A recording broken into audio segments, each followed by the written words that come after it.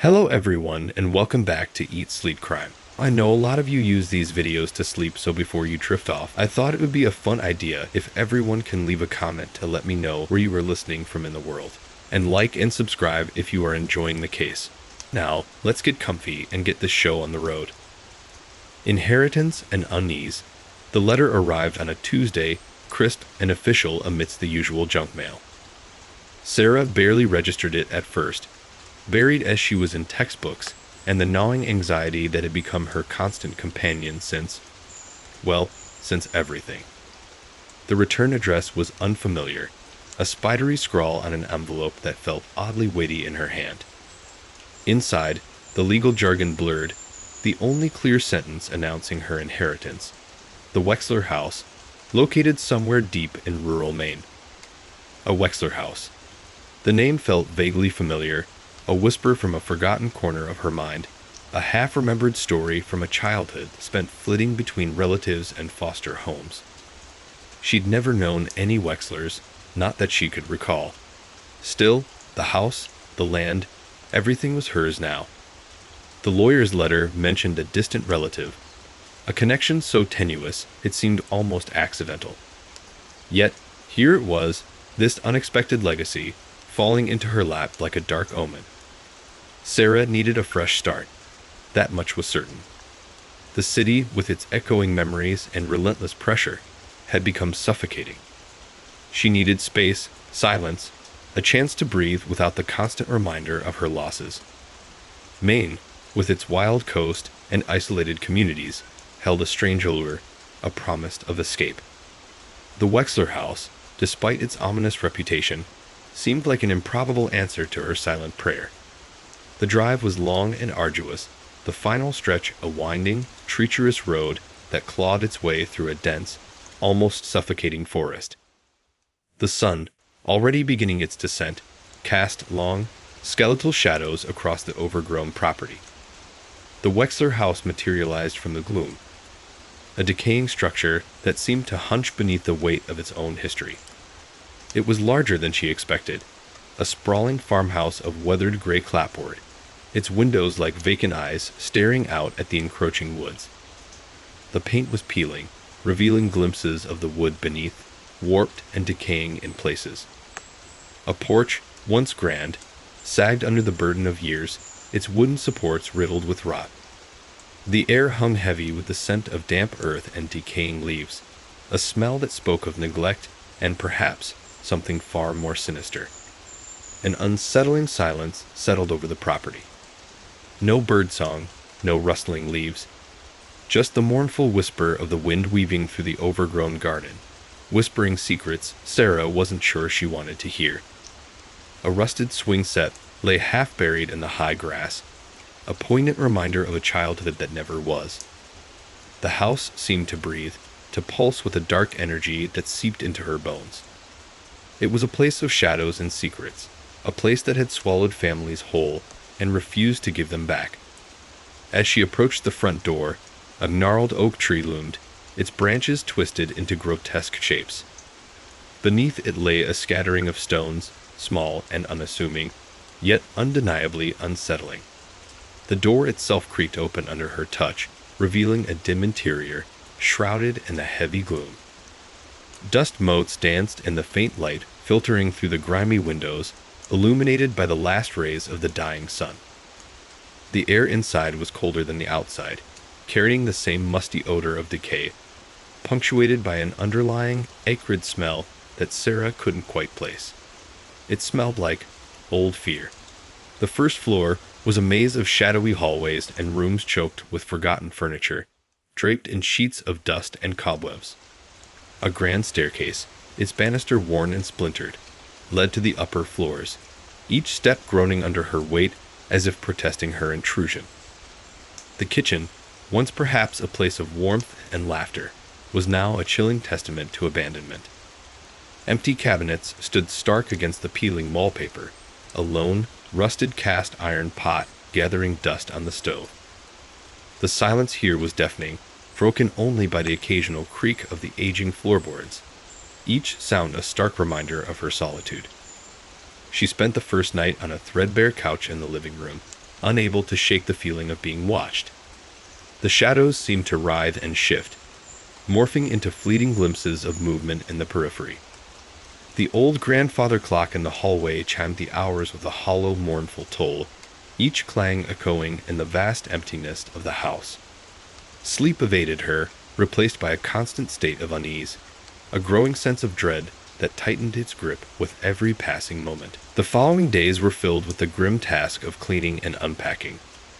Each object she uncovered seemed to whisper stories of the past, tales of a family swallowed by the house's suffocating embrace. The discovery of old photographs, tucked away in a dusty trunk, was particularly unsettling. The Wexler family, captured in their candid moments, smiled from the sepia-toned images, but something felt amiss. An unsettling sense of wrongness, a feeling that someone or something was missing. A subtle distortion in the background of some photos, a sense of a shadow lurking just beyond the frame. A fleeting glimpse of something inhuman, a distorted face, a skeletal hand, or was it all just the tricks of the light, the strain of sleep deprivation? One afternoon, while sifting through a box of old belongings, Sarah unearthed a collection of VHS tapes. Intrigued, she connected an old VCR she found in the attic and played one of the tapes, the flickering image filling the screen with grainy visuals of the Wexler family.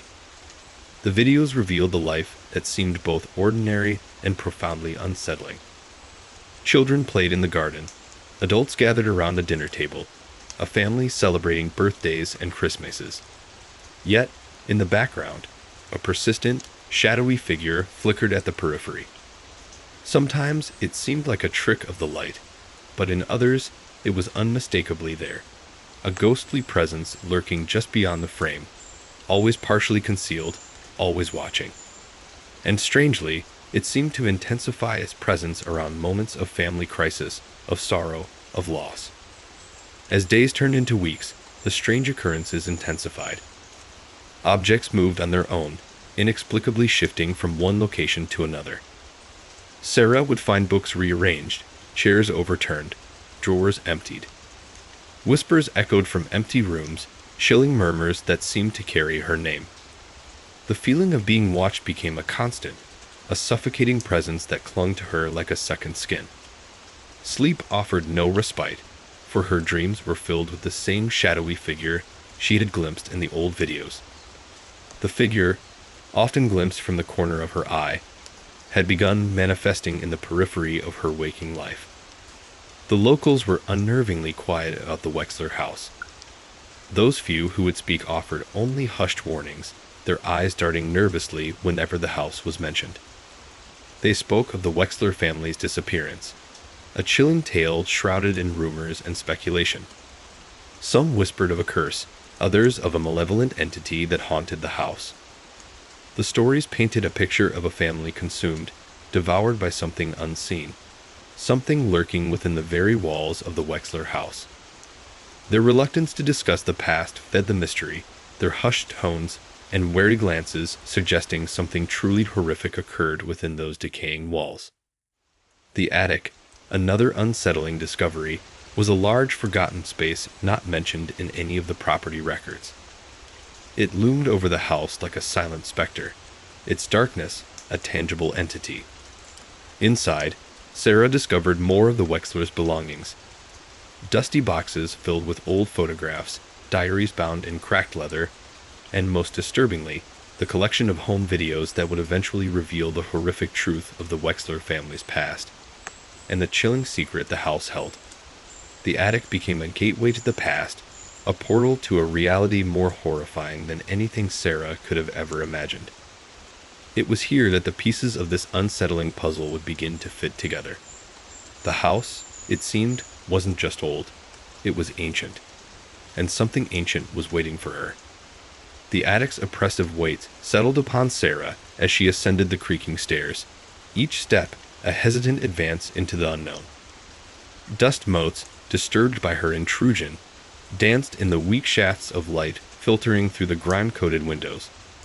The air here was thicker, colder, a suffocating blanket woven from years of neglect and the palpable scent of decay, intensified by a metallic tang that prickled her nostrils. It was the smell of old blood, she thought, a chilling realization that sent a shiver down her spine. The attic was vast, a cavernous space filled with the ghosts of forgotten belongings. Boxes overflowing with yellowed papers and decaying fabrics were stacked haphazardly, their contents spilling onto the dusty floorboards. Cobwebs, thick as shrouds, draped from the rafters, their intricate designs like macabre tapestries woven by unseen hands.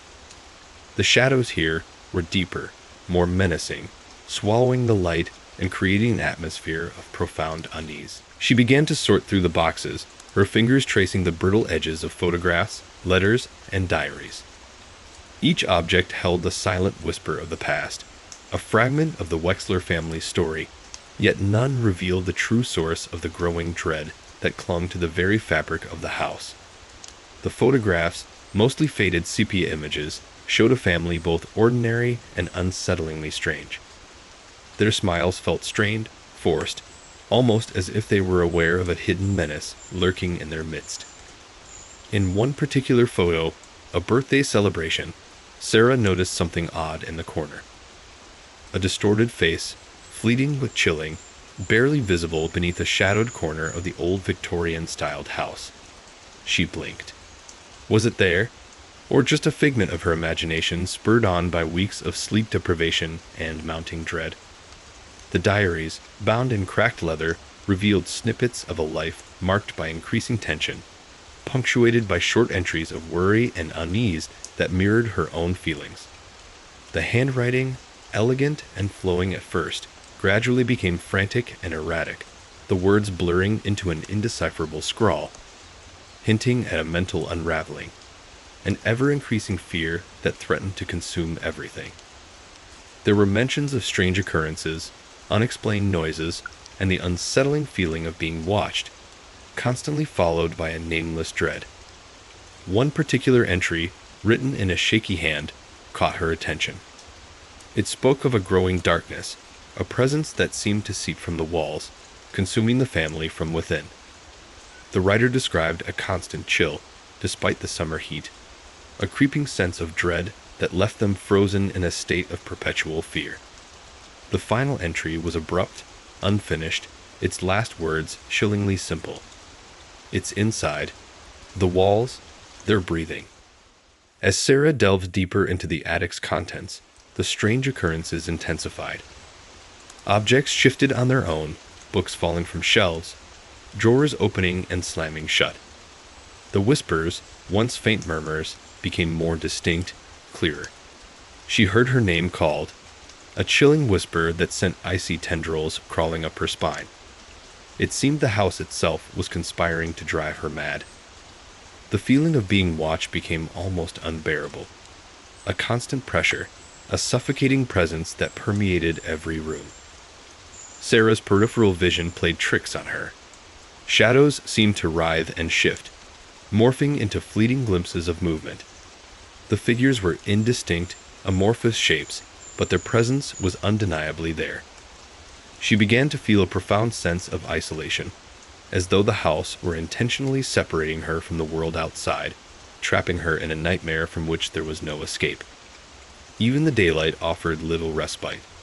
The sun, when it did manage to penetrate the grime-coated windows, cast long, distorted shadows across the attic's expanse, dancing and twisting like phantoms. These shadows seemed to writhe and pulse, creating a constant sense of movement, of things just barely out of sight. The discovery of another collection of VHS tapes, tucked away in a dusty box, provided another chilling piece of the puzzle. These tapes, seemingly more recent than the ones she'd found downstairs, showed the Wexler family in their twilight years. They were old, frail, their faces etched with the lines of worry, a deep-seated terror evident in their eyes. Their movements were slow, deliberate, almost as if they were attempting to move as silently as possible, not to attract any unwanted attention. The tapes, however, also revealed something else. The shadowy figure, seen before in the earlier recordings, was more pronounced now. It was larger, clearer, although still partially obscured by shadows, constantly lurking at the edges of the frame. It seemed to be observing the family, its presence growing ever more menacing with the passing of time, its movements always just outside of direct view. In one particularly disturbing scene, a close-up of the aged patriarch revealed the shadowy figure reflected in his eye, its face visible, gaunt, skeletal, with eyes that burned with malevolent intent. The figure's intensity was directly related to the Wexler family's declining state. The more frail and desperate the family appeared, the more active the figure became, as if feeding off their fear, their suffering. It was as though this unseen entity thrived on their despair, lurking within the shadows, manipulating and feeding upon their collective pain and terror. Sarah could feel its chilling presence even watching the tapes, an awful sense of dread that echoed through her very core. Sleep became a fleeting respite, filled with disturbing dreams, nightmarish visions of the shadowy figure creeping through the house, its presence seeping into her subconscious. She awoke each morning exhausted, drained, feeling as though she had been wrestling with unseen forces throughout the night. The line between reality and nightmare began to blur, the shadows of the attic bleeding into the waking hours. Sarah had become increasingly isolated, trapped within the house's suffocating embrace, the whispers and unsettling occurrences growing more frequent, more insistent. The house was actively fighting back against her intrusion. It was as though the house itself had become an entity, a malevolent presence that desired to keep its secrets hidden. It seemed to relish in its newfound occupants' ever-growing terror. The Wexler house wasn't just a house. It was a cage, a prison built of secrets and shadows, and Sarah was its latest captive. The once simple inheritance had transformed into a desperate fight for survival, a struggle against a darkness that seemed to consume everything in its path. And Sarah, alone in the heart of this silent, malevolent entity, knew she had to uncover the truth before it was too late. The next morning, armed with a steaming mug of coffee, a desperate attempt to stave off the creeping chill that seemed to emanate from the very timbers of the house, Sarah ventured into the village of Oakhaven. The quaint, almost idyllic facade of the town, with its neat rows of houses and meticulously maintained gardens, felt like a deceptive veil, a thin layer of normalcy masking something far more sinister.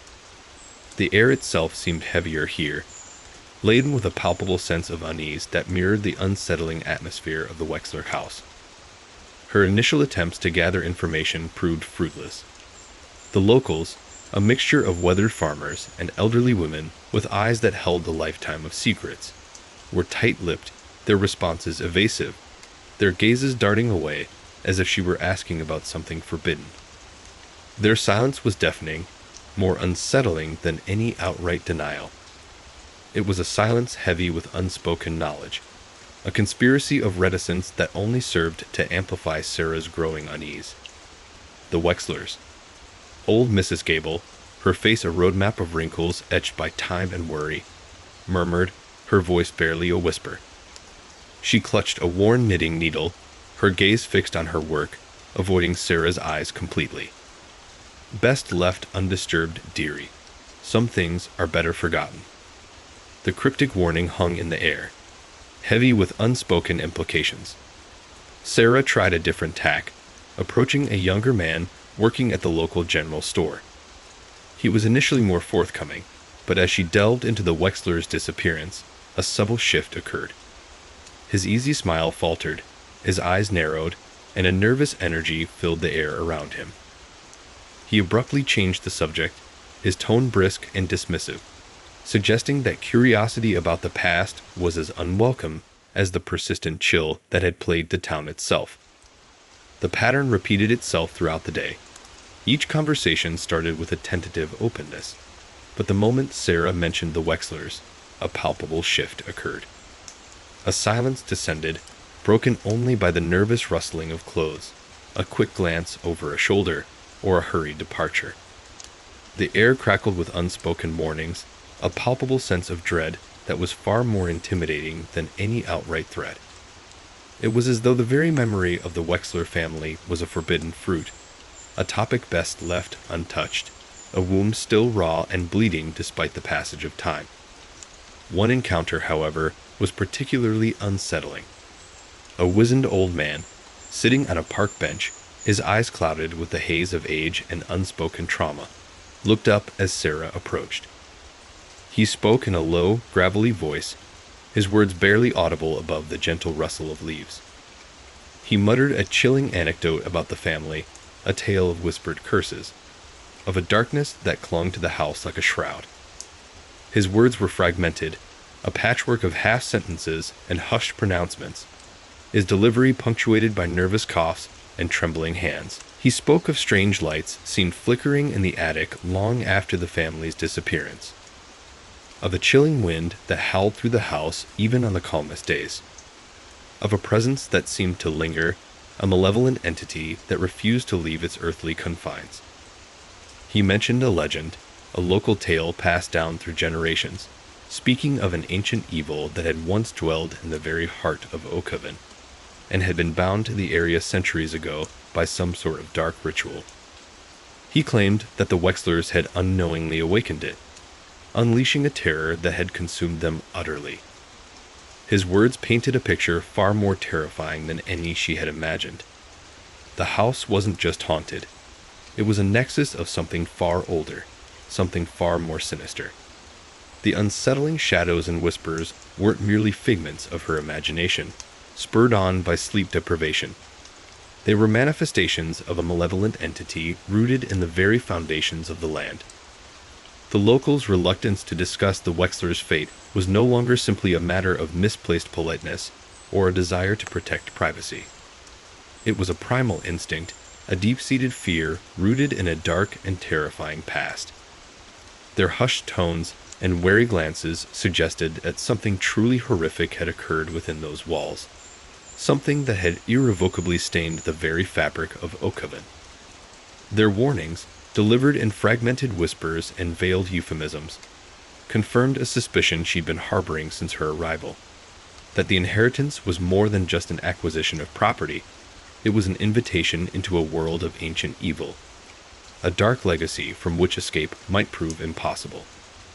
As the sun dipped below the horizon, casting long, menacing shadows that mimicked those she'd seen in the attic, Sarah returned to the Wexler house. The familiar oppressive weights settled upon her once more, intensified by the chilling tales she had heard that day. The house seemed to exude a malevolent aura, its silence broken only by the mournful creak of its aging timbers.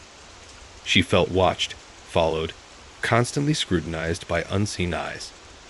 The whispers she'd heard earlier seemed louder now, almost conspiratorial in their low, murmuring tones. The darkness seemed to press in on her from all sides, a palpable entity that suffocated the breath from her lungs. The attic, with its chilling contents, was no longer just a repository of the Wexler family's past. It was a gateway to a dark and terrifying future. The inheritance, once a symbol of hope, now felt like a curse, a grim invitation into a world of shadows and ancient evil. Sarah knew then that she had to uncover the truth, not just for herself, but for the sake of Oakhaven itself, before the darkness consuming the Wexler family consumed her as well, before the ancient evil, awakened from its slumber, swallowed the town whole. The shadows stretched longer, darker, the whispers intensified, the game had begun. And Sarah, armed with nothing but her wits and a growing sense of dread, was now playing for her life. The key to the attic door, tucked away in a dusty drawer amongst chipped teacups and moth-eaten linens, felt strangely cold in Sarah's hand.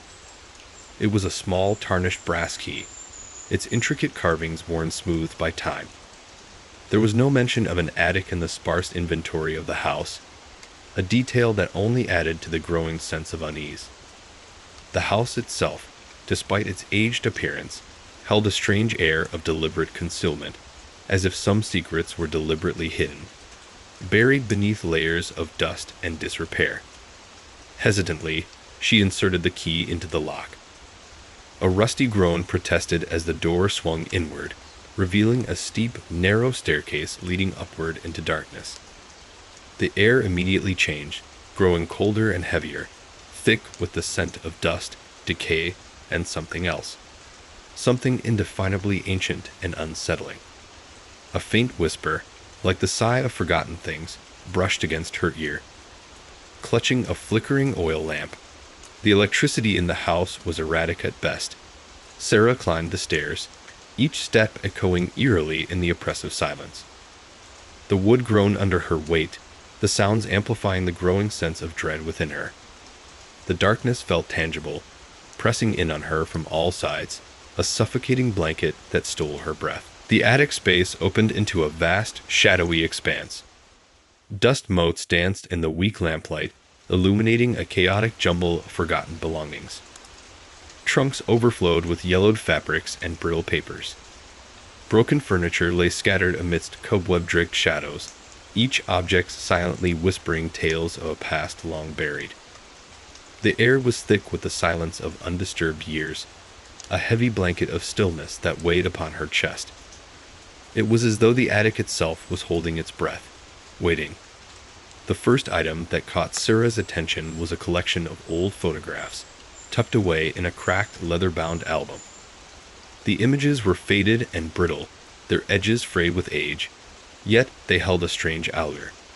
The faces in the photographs, mostly portraits of the Wexler family through several generations, were frozen in time, their expressions ranging from stiff formality to fleeting smiles, hints of laughter captured in the shadows, moments of joy etched onto their faces.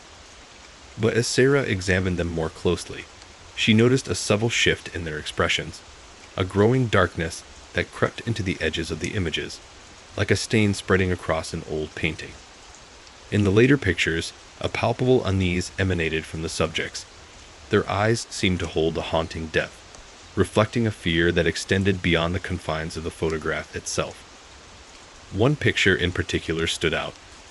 It depicted a young girl, perhaps no older than 10, standing in the attic, her face obscured by shadow.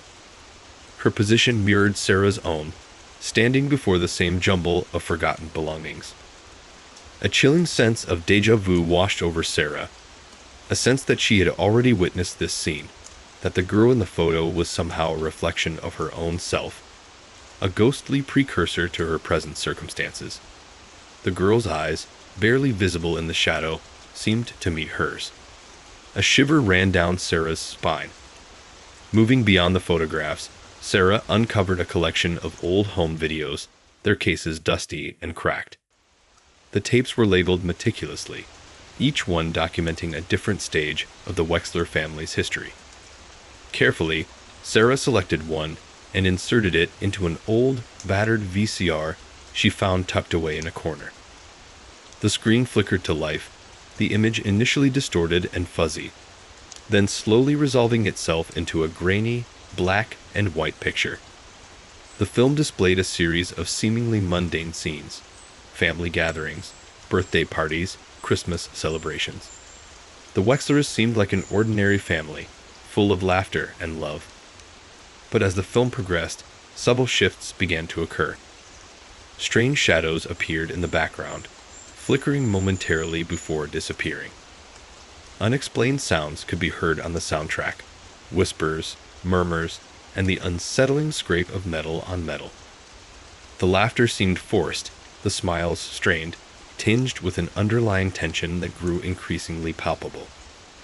In one scene, Sarah saw the girl from the photograph, again standing in the attic, her face obscured by shadows. This time, however, she appeared to be interacting with something invisible, her gestures frantic, and her eyes wide with a terror that transcended the confines of the film itself.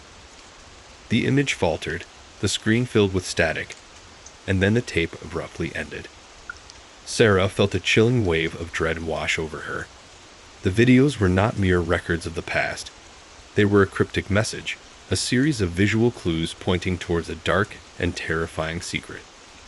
The ordinary, everyday scenes acted as a cover, masking a deeper, more sinister reality. The shadows, the whispers, the frantic gestures of the young girl, these were not random occurrences, not mere glitches in the recording. They were purposeful elements in a chilling puzzle. As she continued to delve deeper into the attic's contents, Sarah unearthed a hidden compartment within one of the old trunks. Inside, nestled amidst faded fabric swatches and moth-eaten clothing, was a diary. Its leather cover was worn and cracked, its pages brittle with age. The handwriting inside was elegant and flowing, yet the words themselves hinted at a growing despair, a descent into madness. The diary was not a simple chronicle of everyday life. It was a desperate plea for help, a chilling record of a family unraveling. The diary entries spoke of strange occurrences in the house, of unsettling sounds and shadows, of a growing fear that seeped into every corner of their lives. The writer described a pervasive sense of being watched, of an unseen presence that seemed to grow stronger with each passing day. Their once joyful atmosphere had descended into paranoia, and their ordinary lives began to unravel with the escalating fear. The final entries were frantic, incoherent scribbles, hinting at a terrifying climax, a desperate attempt to escape a fate that had already been sealed. The diary's final page contained a cryptic message, scrawled in a frantic, trembling hand. "It's in the walls. It's always been here. They can't stop it." The message ended abruptly, leaving Sarah with a cold dread. The attic, once a repository of the Wexler family's past, had become a gateway into their terrifying final days. The shadows, the whispers, the unsettling clues hidden within the photographs, videos, and diary, all pointed towards the singular, horrifying truth. Sarah now understood the locals' reticence, their hushed warnings. They hadn't just witnessed something horrifying. They were living with the legacy of it. And now, so was she. The inheritance wasn't merely a house. It was an invitation into a world of unimaginable horror. A dark legacy that she had inherited along with the dusty relics of a family consumed by an ancient evil.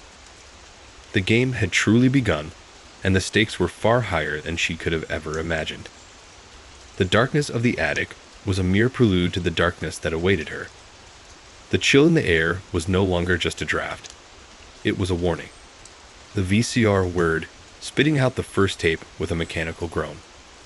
Sarah, her heart hammering a frantic rhythm against her ribs, selected the next one. This one, labeled simply Summer 68, promised a glimpse into a seemingly idyllic summer. The grainy black and white footage began, showing a sun-drenched garden, children playing boisterously, adults laughing and chatting around a picnic blanket. The image was initially unremarkable, a charming portrayal of family happiness.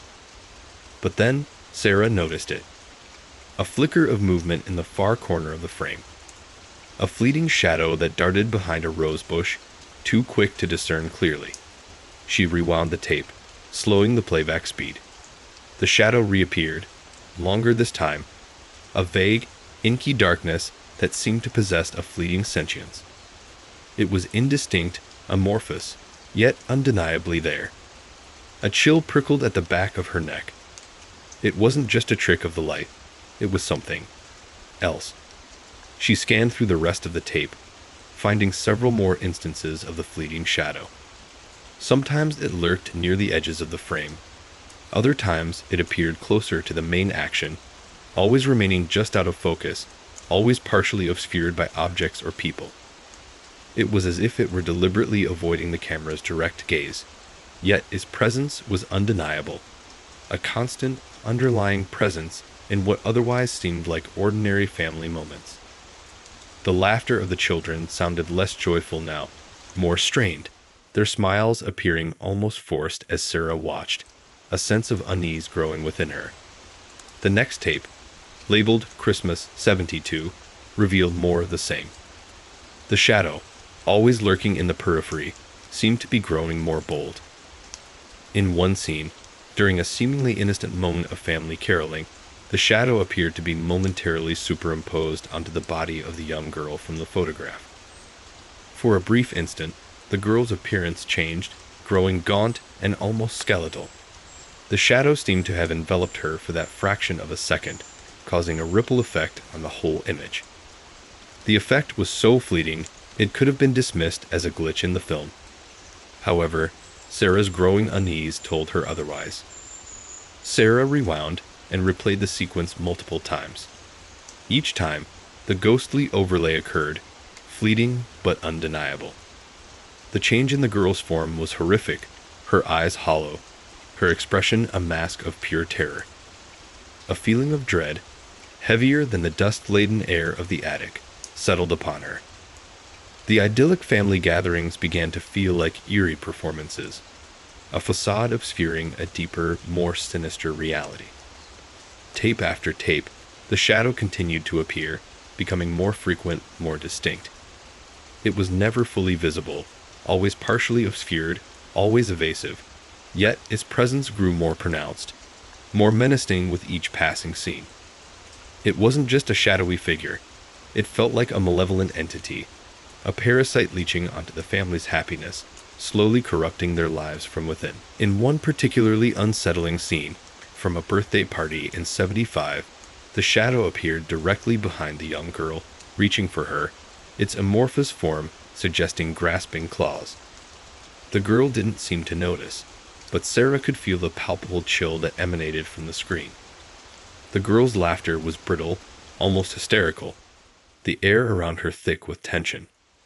It seemed that no one else could see the shadow, not even the girl herself. Sarah felt a strange kinship with this child from the past, a chilling empathy, realizing that she was now standing in the same vulnerable position, unseen dangers surrounding her. As Sarah continued her macabre viewing, the tapes became increasingly disturbing. The shadow's appearances were bolder, its presence more pronounced, less fleeting. It was as if it was actively trying to communicate, to make its existence known. The scenes depicted in the videos became increasingly chaotic, the smiles forced, the laughter strained, the overall mood a dark parody of a happy family. She began to notice subtle changes in the family's behavior. Their eyes, even in the midst of laughter, held a haunted look, a sense of underlying unease. The final tape, labeled simply 1980, showed only a few fragmented scenes, the footage distorted and jerky, the images breaking up into static. In the last few seconds of usable footage, the shadow was fully visible, looming over the young girl, its form still ambiguous, yet undeniably monstrous. The girl's screams were muted, but visible on her lips. Pure terror was visible in her eyes. Then the screen went black. The tape ended abruptly, leaving Sarah in a state of utter dread, her breath caught in her throat. The videos weren't just records of a family's life. They were a visual diary of a slow, terrifying descent into madness. The shadow, the unseen presence, had been there all along, subtly weaving its way into their lives, slowly corrupting their happiness, until it finally consumed them entirely. The horrifying truth was clear. The family hadn't simply been plagued by misfortune. They'd been haunted by something far more sinister, something that now seemed to be targeting Sarah. The realization was terrifying. The house wasn't just old and creepy. It was actively malevolent. The entity in the shadows, the unseen force, was a living thing, a malicious presence that lurked in the walls, that clung to the very fabric of the house itself. The legacy of the Wexlers wasn't just a dilapidated house and some dusty relics. It was a malevolent presence that now had its eyes on Sarah. She had inherited more than a house. She had inherited a haunting, a malevolent entity that was now inextricably intertwined with her destiny. The attic, once a repository of memories, was now a staging ground for a horrifying confrontation. Sarah, her hands trembling, switched off the VCR, the sudden silence amplifying the chilling weight of her discovery.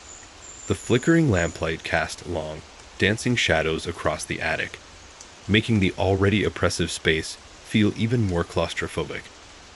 The air crackled with a strange energy, and she could have sworn she heard a whisper, a breath of cold air brushing against her ear, a silent promise of what was to come. The game was on, and the unseen player was already ahead. The chill in the air was no longer a draft. It was the icy touch of something ancient and evil. And Sarah, despite the growing terror, knew that she had to uncover the truth. This wasn't just about the Wexler family anymore. It was about her survival. The shadows were a warning, the whisper a promise of things to come. And Sarah knew that she couldn't go back. The next tape, labeled Summer 77, held a different kind of terror. The shadow was more prominent, less a fleeting flicker and more a persistent, oily smear across the edges of the frame. The family was at the beach, their laughter echoing, yet somehow hollow. The children built sandcastles, their faces smeared with sunscreen and joy. But Sarah's trained eye, honed by years of scrutinizing news footage for inconsistencies, detected something wrong. The way the little girl, now around 8 years old, kept glancing over her shoulder, her smile faltering for a fraction of a second. The way her father, his back to the camera, seemed to tense, his shoulders hunching as if bracing against an unseen presence. Slowing the playback, Sarah noticed it. A ripple in the water, too violent for a gentle summer wave. The water seemed to distort around the girl, bubbling slightly, as if something unseen was pulling at it from below. And then, in the distance, something blurred, a fleeting shape just beyond the reach of the camera's lens. Too fast to capture clearly, yet too disturbing to ignore. It was a movement, not a reflection, and the feeling of dread deepened. This wasn't just a shadow anymore. It felt like something actively interacting with the environment, something tangible, malevolent. The following tapes, spanning the late 70s, revealed a disturbing pattern. The shadow's appearances became more frequent, its influence more blatant. It wasn't just lurking in the periphery anymore. It seemed to be actively interacting with the family. In one particularly disturbing scene from a family picnic, the shadow briefly obscured the face of the mother, distorting her features for a fleeting second. Her smile became a rictus, her eyes widening with a look of pure terror, before returning to a placid expression. The shift was so subtle, so fleeting, it could easily be missed, but Sarah's watchful gaze caught it. There were other anomalies. In one scene, the father's hand inexplicably shakes as he holds a glass of lemonade, his fingers trembling violently before he regains control. Another scene shows the little girl picking up a seashell, then dropping it with a startled cry, her eyes wide with fear, her gaze fixed on a point just outside the camera's range. In another, their dog inexplicably barks furiously at an empty space, its fur bristling, before abruptly falling silent. These weren't mere glitches in the filming. They felt deliberate, orchestrated, a carefully constructed horror show playing out over the years. Sarah spent hours painstakingly reviewing each tape, frame by frame, creating a chronological record of the shadow's appearances and the family's increasingly erratic behavior. She meticulously documented the subtle shifts in their expressions, the fleeting moments of fear, the strange occurrences that punctuated their seemingly ordinary lives. The more she watched, the more the tapes felt less like home movies and more like a visual record of a slow, agonizing descent into madness. A disturbing chronicle of a family being slowly consumed from within. The tapes also hinted at a deeper mystery, a family secret hidden beneath layers of forced smiles and staged normalcy. In one scene from a family dinner, the father nervously clears his throat, glancing furtively at the mother. A brief exchange of words takes place, unintelligible, but charged with an underlying tension. Their strained expressions spoke volumes, hinting at unspoken fears, at a secret they were desperate to keep hidden. The jovial atmosphere was utterly false, masking a deep-seated anxiety that vibrated off the screen, radiating into Sarah's heart. As she delved deeper, Sarah discovered a pattern. The shadows seemed to intensify whenever the family was together, particularly during events where they were supposed to be happiest: Christmas gatherings, birthday parties, summer vacations. The moments of supposed joy felt corrupted, twisted, a perverse mockery of family bliss, reflecting the unseen horrors that lurked just beyond the camera's view. It was as though the shadow fed off their happiness, their positive energy, using it to sustain itself, like some parasitic entity living off their emotional energy. The most unsettling discovery came from a seemingly innocuous scene at a park in '79. The young girl, now a teenager, was sitting on a park bench, sketching in a notebook. The footage showed her intensely focused on her drawing, her brow furrowed in concentration.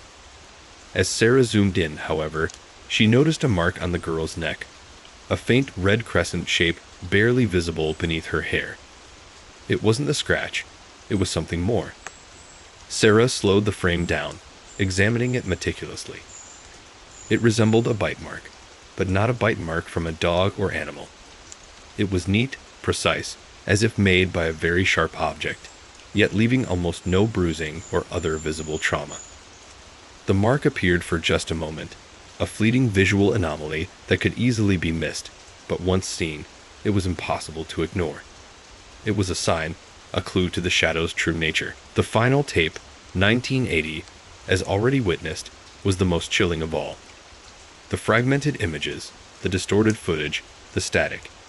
It all added to the sense of impending doom.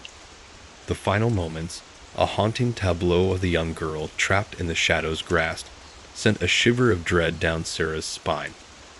Her screams, unheard, were painfully evident in the distortion of her features. This was not a happy family. This was a family haunted, preyed upon, slowly eroded by some unseen, malevolent entity. The videos, viewed in their entirety, painted a terrifying picture. The Wexler family hadn't simply succumbed to misfortune. They were victims of something far more sinister, something that had systematically preyed upon their happiness, slowly twisting their lives into a macabre reflection of a normal family. And now, Sarah felt certain, it was after her. The eerie silence of the attic was broken only by Sarah's ragged breathing. The shadows danced, the old house creaked, and Sarah found herself convinced that she was not alone. She switched off the VCR, the machine whirring to a halt, the silence feeling utterly oppressive, heavy with the unspoken horrors she just witnessed. The tapes didn't provide all the answers. There were gaps, unanswered questions. What was the nature of the entity? What was its purpose?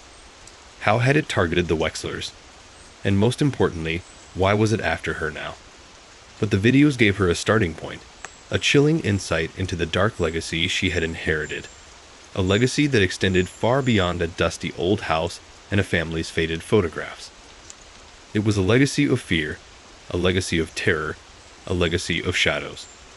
And Sarah knew, with a certainty that chilled her to the bone, that she had to unravel its mysteries before it was too late. The fight for her life had begun, a terrifying battle against an enemy she couldn't see, against a foe that lived in the shadows, in the whispers, in the chilling silence that now enveloped her. The unsettling pattern solidified as Sarah meticulously charted the entity's appearances against the Wexler family calendar, painstakingly recreated from fragmented scraps of information gleaned from old photographs and the few remaining legible entries in a decaying diary found tucked away in a forgotten corner of the attic. It wasn't random. The shadow's presence intensified during moments of supposed joy. Christmas morning, the children's birthdays, even seemingly mundane events like family picnics. These occasions, meant to be brimming with happiness and togetherness, were instead tainted, their joyous atmosphere subtly poisoned by the unseen presence. A disturbing narrative began to unfold. The entity didn't merely haunt the Wexlers. It seemed to feed off their positive emotions, their shared happiness.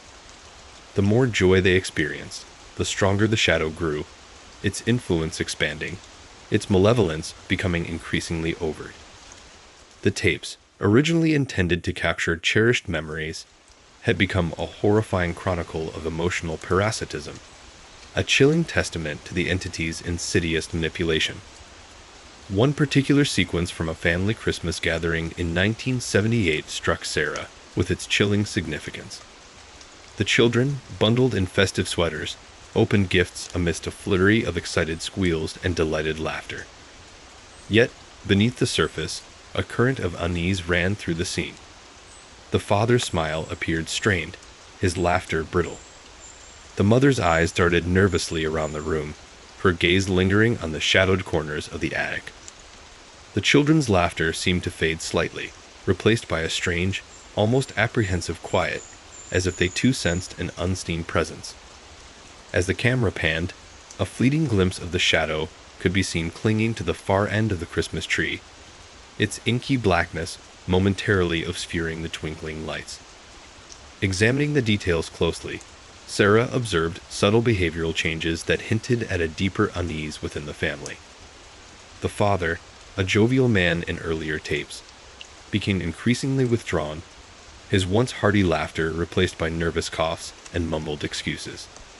The mother, initially portrayed as the picture of maternal strength, displayed increasing signs of stress and anxiety, her movements becoming more hesitant, her laughter forced and unconvincing. The children, initially carefree and full of life, became increasingly subdued, exhibiting signs of anxiety and fear, their play becoming hesitant, their smiles less frequent, their laughter more brittle. Their interactions became strained, marked by unspoken tensions and furtive glances. Sarah noticed a disturbing pattern in the way they would address each other, their conversation frequently laced with subtle undertones of fear and apprehension. Often, their conversations would abruptly cut off, followed by a moment of unnerving silence punctuated by nervous laughter, suggesting a shared secret, something they were all too aware of but unwilling or unable to confront openly.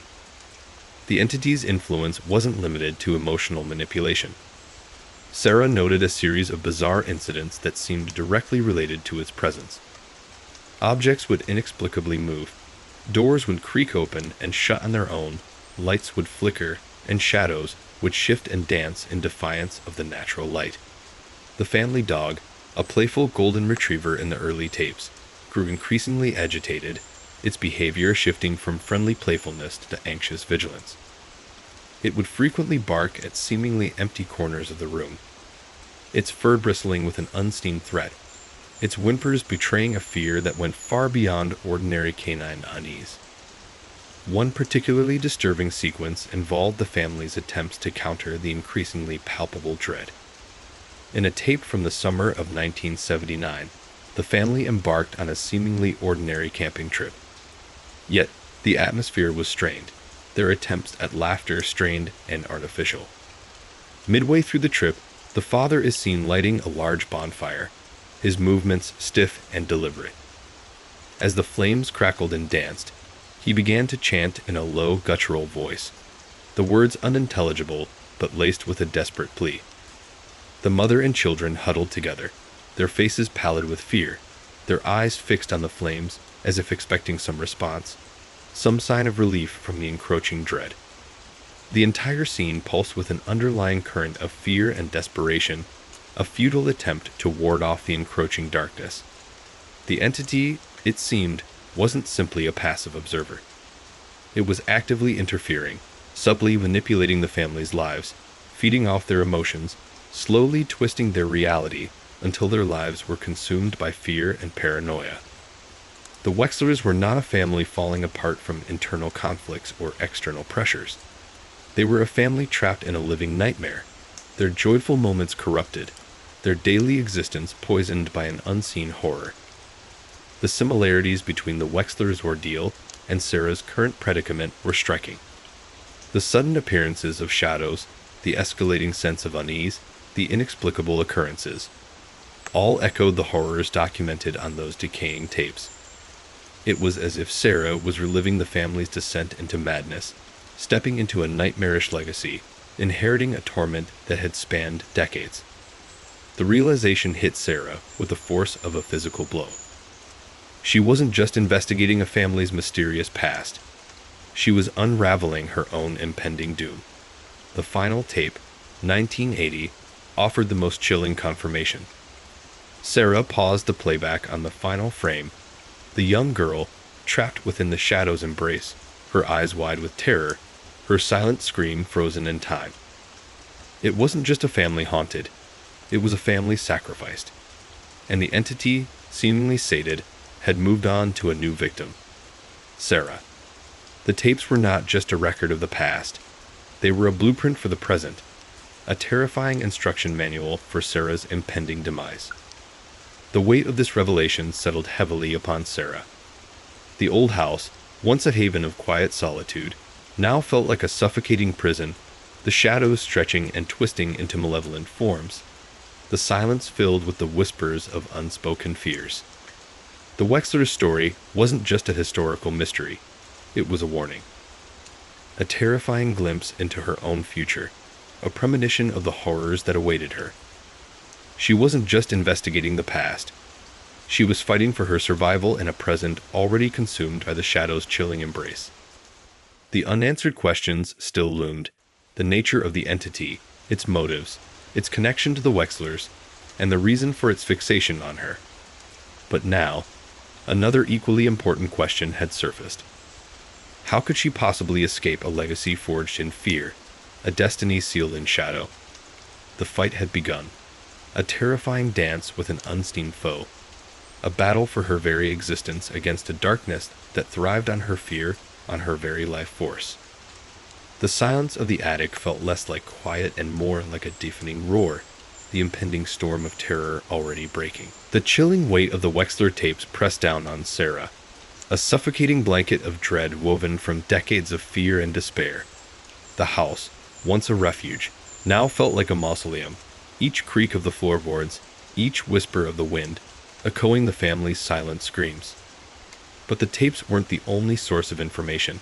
The house itself held secrets, whispering its own cryptic narrative. Her investigation shifted from the past, recorded on magnetic tape, to the present reality of the old Wexler house.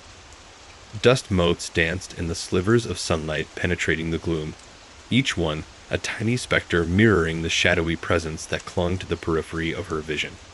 She began with the attic, the heart of the house's darkness, a repository of forgotten memories and unspeakable secrets. Amongst the decaying furniture and cobweb-draped trunks, Sarah found a hidden compartment behind a loose panel in the wall. Inside, nestled amongst yellowed newspapers and brittle photographs, was a small, leather-bound book.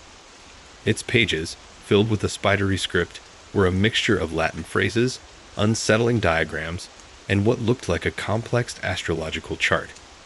The language was unfamiliar, a blend of archaic Latin and symbols Sarah couldn't decipher, but the overall impression was one of ritualistic practices. A shiver ran down her spine as she recognized certain symbols that mirrored markings she'd seen faintly etched into the walls of the house itself. The book contained a series of coded entries, interwoven with disturbing illustrations. One entry featured a diagram resembling a celestial map, with specific constellations highlighted. Beside it, a cryptic phrase was written in Latin: Sub umbra lunae, sacrificium offertur, which translated to under the shadow of the moon, a sacrifice is offered. The implication was chilling, hinting at a ritualistic appeasement of the entity. Further examination revealed hidden messages within the seemingly random scribbles scattered throughout the book's margins. Sarah discovered these messages weren't random at all, but rather a series of coded clues carefully concealed within the text. By analyzing the frequency of specific letters and symbols, using a frequency analysis technique she remembered from her journalism days, she managed to crack a simple substitution cipher. The decoded message detailed specific dates corresponding to the entity's appearances on the tapes, corroborating the patterns she already identified. The decoded message also spoke of a key, a hidden object that would reveal the entity's true nature and potentially offer a way to banish it. This key, according to the message, was hidden somewhere within the house itself. The hunt intensified, now fueled by a new sense of purpose and a sliver of hope. The sense of urgency intensified. She wasn't just investigating a haunted house. She was participating in a terrifying game of hide and seek with a malevolent entity. Her search led her to the basement, a damp, claustrophobic space where the air hung heavy with the scent of mildew and decay. The walls were lined with dusty shelves filled with jars and bottles, their contents unknown, shrouded in a veil of cobwebs and shadows. On one of the shelves, she found a collection of antique mirrors, their surfaces clouded with age and grime. But one mirror, hidden behind a larger, ornate frame, was different. Its surface was perfectly clean and reflective, revealing an unnervingly clear image despite its apparent age. As she looked into it, She saw a flicker of movement in the reflection, a momentary distortion of the image, as if something were looking back at her from another dimension. Sarah's heart pounded against her ribs. She knew instinctively that this mirror was the key, not in the sense of an object that would unlock a door, but as a gateway, a conduit to the entity's realm. The message in the book had spoken of using the mirror under the light of a specific moon phase, and a quick check of her phone confirmed that the waxing crescent moon was indeed in the right position. Hesitantly, she touched the mirror's cool glass. A jolt of electricity shot through her arm, and the reflection distorted further. The house around her seemed to warp and shift, the familiar surroundings dissolving into a swirling vortex of shadows and light. Sounds intensified. Whispers, creaks, and guttural growls filled her ears. The air grew heavy and cold, a palpable sense of dread tightening its grip around her heart. She braced herself for the unknown, her fear mingled with a strange sense of determination. She had to uncover the truth, even if it meant facing the entity itself. The decoded messages also indicated another clue, a series of seemingly random numbers etched into the back of the antique mirror's frame. These numbers, she realized, were coordinates. Not geographical coordinates, but something else entirely. She spent hours poring over maps, diagrams, and astronomical charts, trying to decipher the meaning of the coordinates. It turned out they were a sequence of star positions, outlining a specific constellation barely visible to the naked eye. Using a stargazing app on her phone, she located the constellation and was immediately struck by its resemblance to one of the symbols from the leather-bound book. The constellation, it appeared, was a key to a specific passage in the book. Using the constellation as a guide, she pinpointed a seemingly innocuous passage, describing a method of channeling energy. The ritual, detailed in archaic language, involved using the mirror as a focal point to harness and redirect the entity's power. The book suggested the entity fed off negative energy, fear, despair, and grief, but it could also be manipulated by a counterforce of positive energy. The ritual, if performed correctly, could potentially banish the entity. However, there was a risk.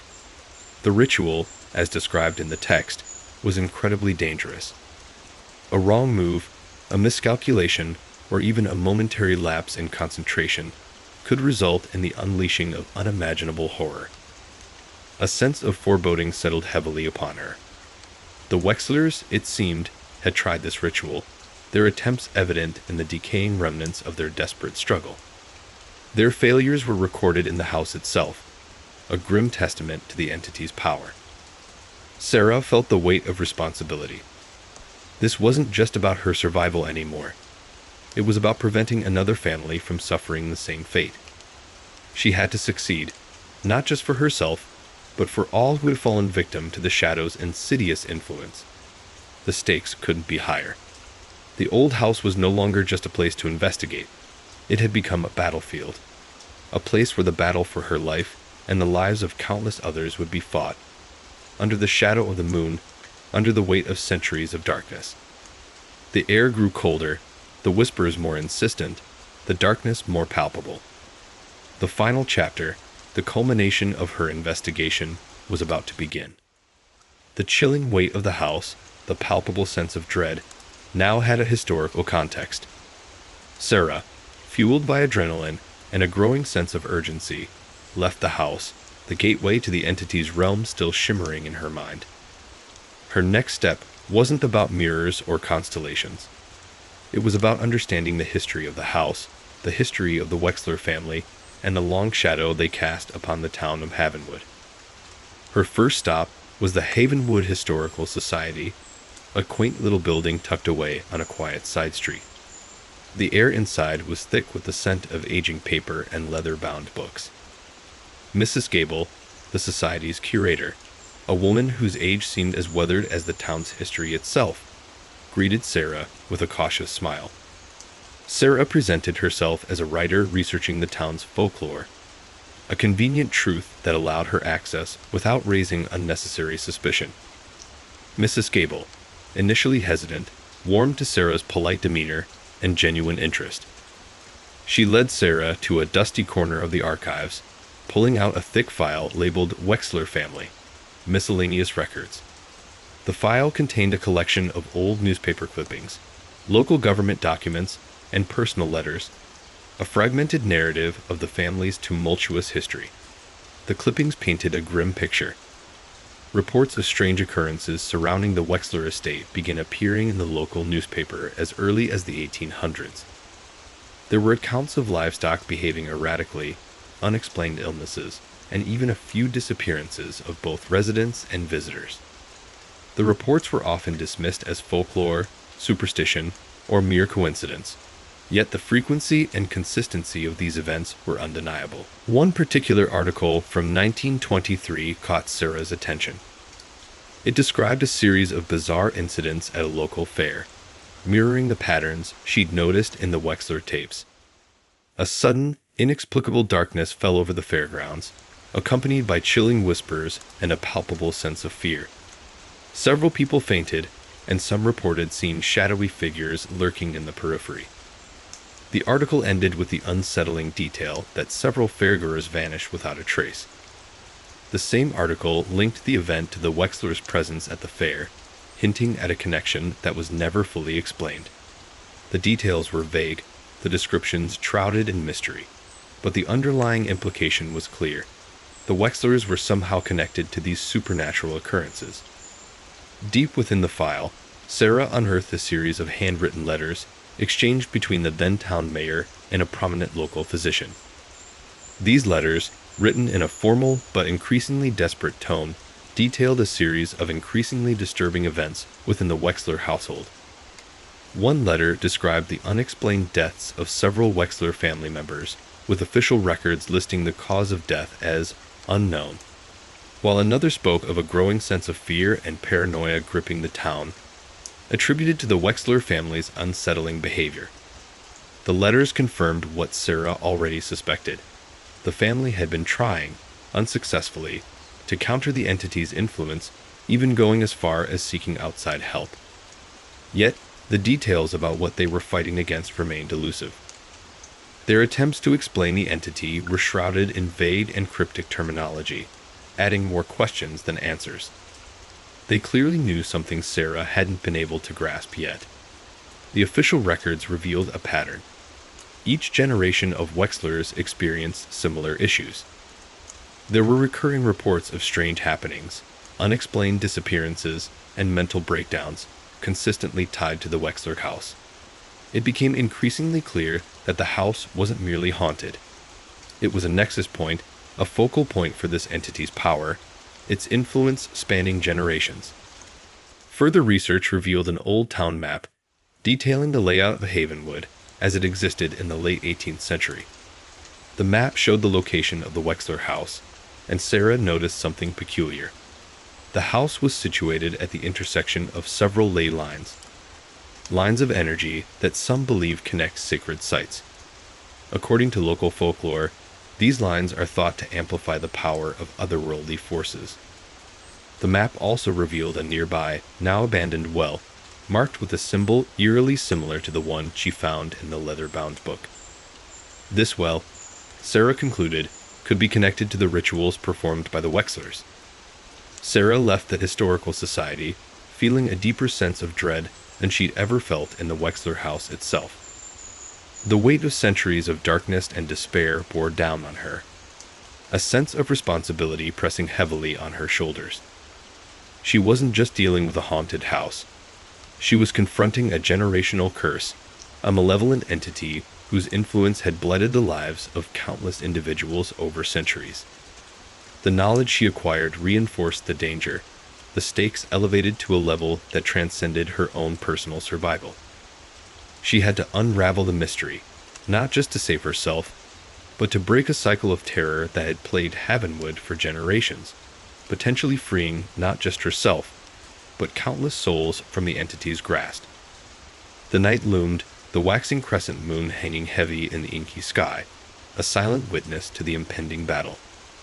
The confrontation wasn't just with an entity, it was with history itself. The fight for Havenwood, for the Wexlers, for herself, was far from over. Her next move, she knew, had to be calculated, precise, and meticulously planned. The shadows whispered, promising a confrontation that would change everything. The drive back to her rented cottage felt longer than it should have been. The familiar streets of Havenwood, once quaint and charming, now seemed to leer at her from the shadows. Every rustle of leaves, every creak of a tree branch, sent a jolt of adrenaline through her. The weight of the Wexler history pressed down, a suffocating blanket of dread. She wasn't just tired.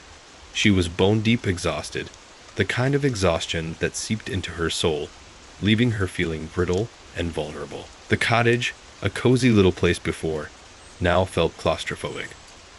Every shadow seemed to writhe, every corner held a potential threat. The silence was deafening, broken only by the frantic thump-thump-thump of her own heart. She found herself constantly looking over her shoulder, half expecting to see the shadowy figures from the old newspaper clippings. The rational part of her brain screamed that it was just paranoia, stress-induced hallucinations, the product of too much time spent in the shadow of the Wexler house. But the irrational part, the part that had been screaming since she first found the leather-bound book, wouldn't be silenced. Sleep offered no respite. Nightmares plagued her, a chaotic jumble of whispers, shadowy figures, and the chilling symbol from the well. She dreamt of the fairgrounds, the sudden darkness, the panicked screams of the fairgoers, the feeling of unseen eyes watching her, judging her. She woke up drenched in sweat, her heart pounding like a drum against her ribs, the taste of fear thick on her tongue. The line between dream and reality began to blur. Was that a shadow moving in the corner of her room, or was it just the trick of the moonlight? Was that a whisper, or just the wind whistling through the cracks in the window frame? Doubt gnawed at her, a constant, insidious companion. Had she made a mistake? Was she overreacting? The historical records were clear, yet the sheer scale of it, the generational curse, seemed too fantastical, too unbelievable. Yet the evidence was irrefutable. The pattern was undeniable. The Wexlers, generation after generation, had been consumed by this entity. And now, it seemed, she was next. She tried to focus on her research, hoping to regain a sense of control, but the constant unease made it nearly impossible.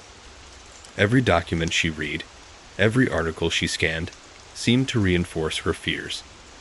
The vagueness of the descriptions, the lack of concrete explanations, fueled the paranoia. Were the Wexlers deliberately obfuscating the truth, or were they just as lost and confused as she was? The answer, she feared, was both. The growing isolation only amplified her fears.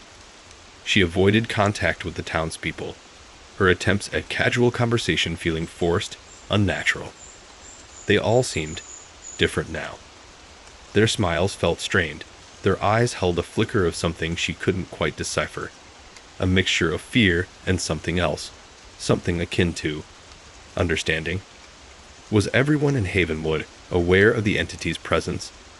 Were they all caught in its web, silently enduring its malevolent influence? The feeling of being watched intensified. She imagined eyes peering at her from behind trees, from darkened windows, from the shadows that seemed to deepen with every passing hour. The rustling of leaves became whispers, the creaking of branches became ominous sighs. She started to jump at every sudden noise, her nerves frayed to the breaking point. The very air around her seemed charged with a palpable sense of dread. One afternoon, while reviewing old photographs of the Wexler family, she noticed something unsettling. In almost every picture, a subtle distortion, a flicker of something unnatural seemed to appear at the edge of the frame. At first, she dismissed it as a flaw in the printing process, but as she reviewed more and more photos, the distortion became increasingly apparent, growing more pronounced, more unsettling. It resembled a subtle warping of space, as if something unseen was pressing against the confines of the photograph, trying to break through. That night, the hallucinations became more vivid, more terrifying. She saw shadowy figures in her peripheral vision, their forms flickering in and out of existence. She heard whispers, barely audible, yet chillingly clear, weaving themselves into the fabric of her thoughts, questioning her sanity, eroding her resolve. The sense of dread reached a fever pitch, a suffocating pressure that made her chest ache.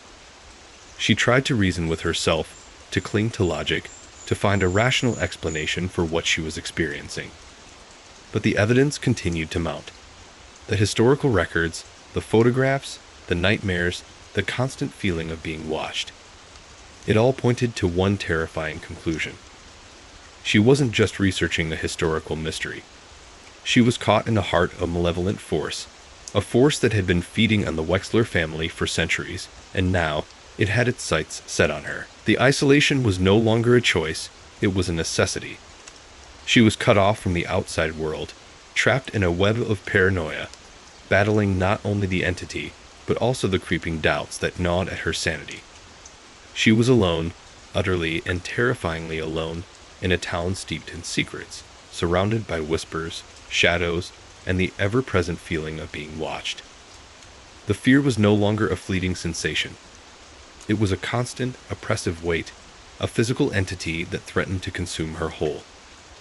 Her sense of self began to fracture, the line between reality and hallucination blurring, making it difficult to distinguish between what was real and what was imagined.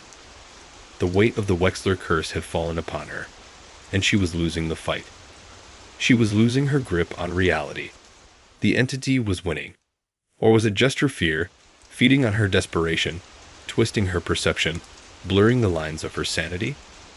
The question hung heavy in the air, a chilling testament to her growing isolation, her escalating paranoia, and the terrifying battle for her mind and her life. The darkness was closing in, and she was running out of time.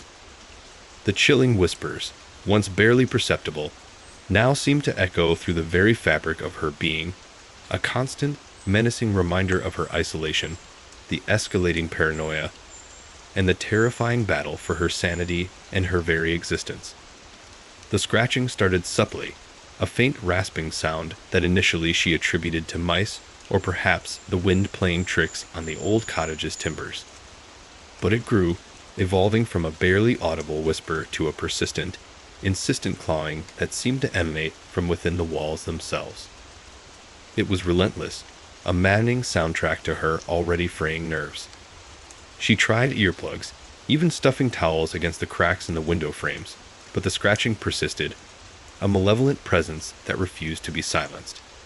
Then came the shadows. No longer fleeting flickers at the edge of her vision, but solid, menacing shapes that shifted and writhed, their edges indistinct and menacing. They seemed to coalesce and dissipate, forming grotesque parodies of human forms, their faces hidden in darkness, their movements fluid and unnatural. They would appear at the periphery of her vision, just out of reach, and then vanish, leaving her with a cold certainty that they hadn't truly disappeared. They were watching her, waiting. One night, the shadows became bolder. One, larger than the others, detached itself from the wall and began to glide across the floor, its form vaguely humanoid, yet somehow inhumanly distorted. Its movement was unsettlingly silent, gliding like smoke across the floorboards, its edges rippling and wavering like heat haze above asphalt. Terror seized her, a primal, gut-wrenching fear that made her scream, a sound swallowed by the ancient house as if it too was complicit in her torment. She scrambled back, her heart hammering against her ribs, her breath catching in her throat, the cold dread of imminent death gripping her with icy fingers. The shadow advanced, and for a moment, she felt a cold breath on her neck, a breath that carried the stench of decay and damp earth. The following days were a blur of escalating attacks. Objects moved on their own, books falling from shelves, pictures tumbling from their hooks, the kitchen knife skittering across the counter, almost as if propelled by an unseen force. The scratching intensified, morphing into a cacophony of scrapes and groans, a chorus of unseen creatures tormenting her from within the walls. She started seeing the symbol from the well appearing everywhere, etched faintly into the wood paneling, scrawled on her notepad, even seemingly burned into the surface of her skin. The fear was no longer confined to her mind, it was physical, a searing pain that burned through her very being. Sleep became a luxury she could no longer afford. The nightmares were far more vivid, more visceral, filled with unspeakable horrors she dared not revisit in the light of day. She dreamed of being trapped in a vast, subterranean labyrinth, the air thick with the stench of decay and death, the walls closing in around her. She could feel the icy cold breath of the entity on her neck, hear its chilling whispers in her ears, taunting her, threatening her, consuming her.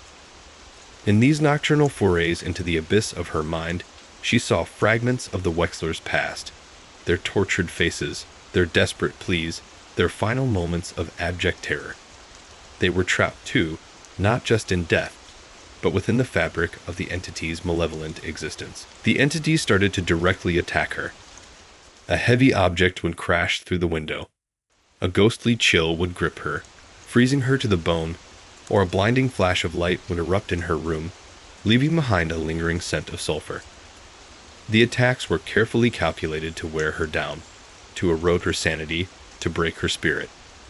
Sometimes she'd wait to find herself on the floor, her limbs aching, her mind fuzzy, the air thick with a sickening sweetness. She had no memory of falling, but the evidence was undeniable. The bruises, the scrapes, the lingering sense of dread. The attacks weren't just physical. Whispers filled her head, weaving themselves into her thoughts, manipulating her fears, slowly eroding her sense of self. They were subtle at first, insidious suggestions, doubts that sowed seeds of uncertainty in the fertile ground of her already depleted mental state. Were the events real? Was she hallucinating? Was she simply going insane? The whispers were expertly targeted, playing on her insecurities, her anxieties, her loneliness. One particularly harrowing night, she felt a presence in her bed, a cold, unyielding weight that pressed down on her chest, stealing her breath, constricting her lungs. She tried to scream, but no sound escaped her lips. She felt the entity's chilling touch on her skin, its cold, spectral fingers tracing patterns on her arms, her legs, its icy breath gusting across her face. She felt herself losing consciousness, her mind sinking into a terrifying abyss, her body sinking into the cold embrace of death. In this moment, a terrifying realization struck her. She was not merely being haunted. She was being assimilated. In a desperate attempt to fight back, she started researching the entity, delving deeper into the Wexler archives. She discovered fragmented journals, filled with cryptic symbols and chilling accounts of similar attacks. The journals spoke of rituals, of sacrifices, of a power far greater and more ancient than anything she could have ever imagined. The entity wasn't merely an evil spirit, it was something far more sinister, something that existed outside the normal perception of reality, feeding off the fear and despair of its victims, growing stronger with each passing generation.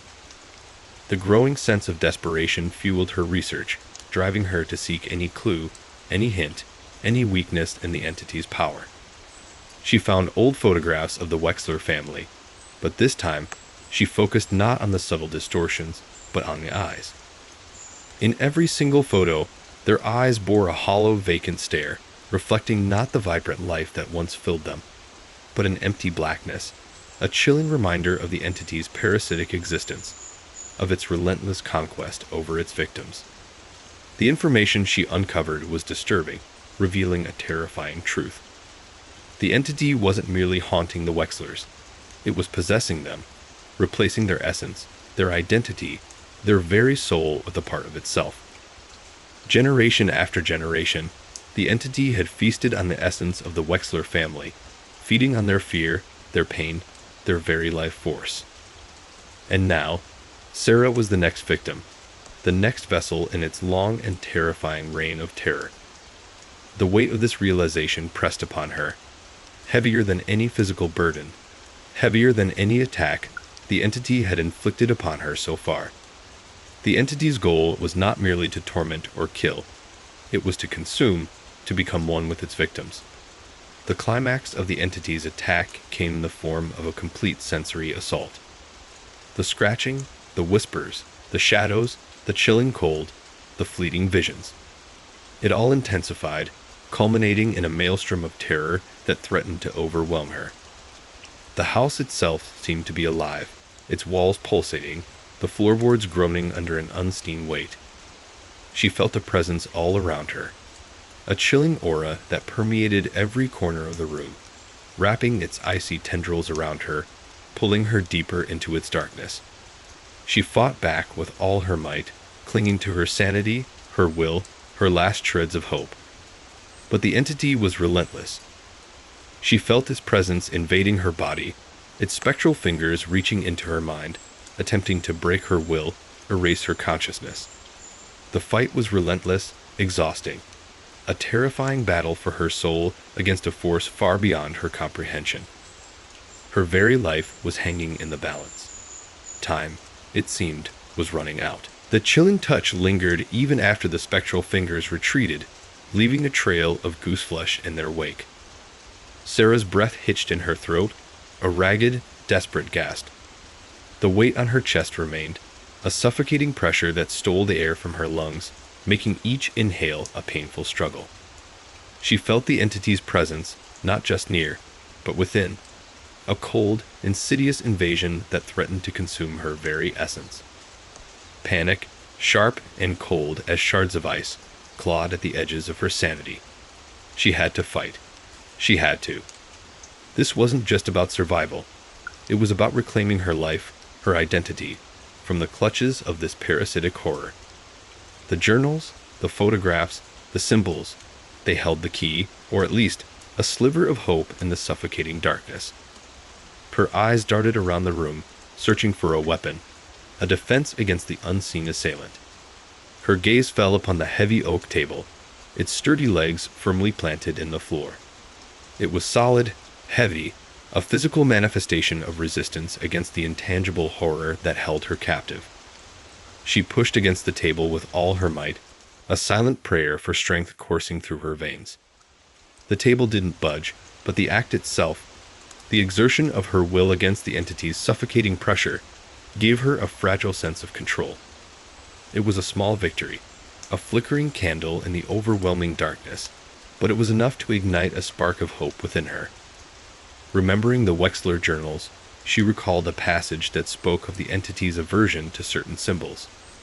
Intricate geometric patterns that resembled constellations, interwoven with ancient runes. These symbols, the journals claimed, represented a counterforce, a way to repel the entity's influence. She frantically searched her notes, her fingers tracing the familiar sketches she'd meticulously copied, her heart pounding a frantic rhythm against her ribs. She needed to create these symbols, to imbue them with a strength that could defy the entity's malevolence. Finding a piece of charcoal, she started sketching the symbols on the wall near her bed, her hands trembling, her breath coming in ragged gasps. Each line, each curve, felt like a battle against the oppressive weight that pressed down on her. The charcoal felt oddly cool to the touch, almost as if it absorbed the entity's cold energy, feeding her strength. As she drew, the suffocating pressure seemed to ease slightly, replaced by a chilling but less intense presence.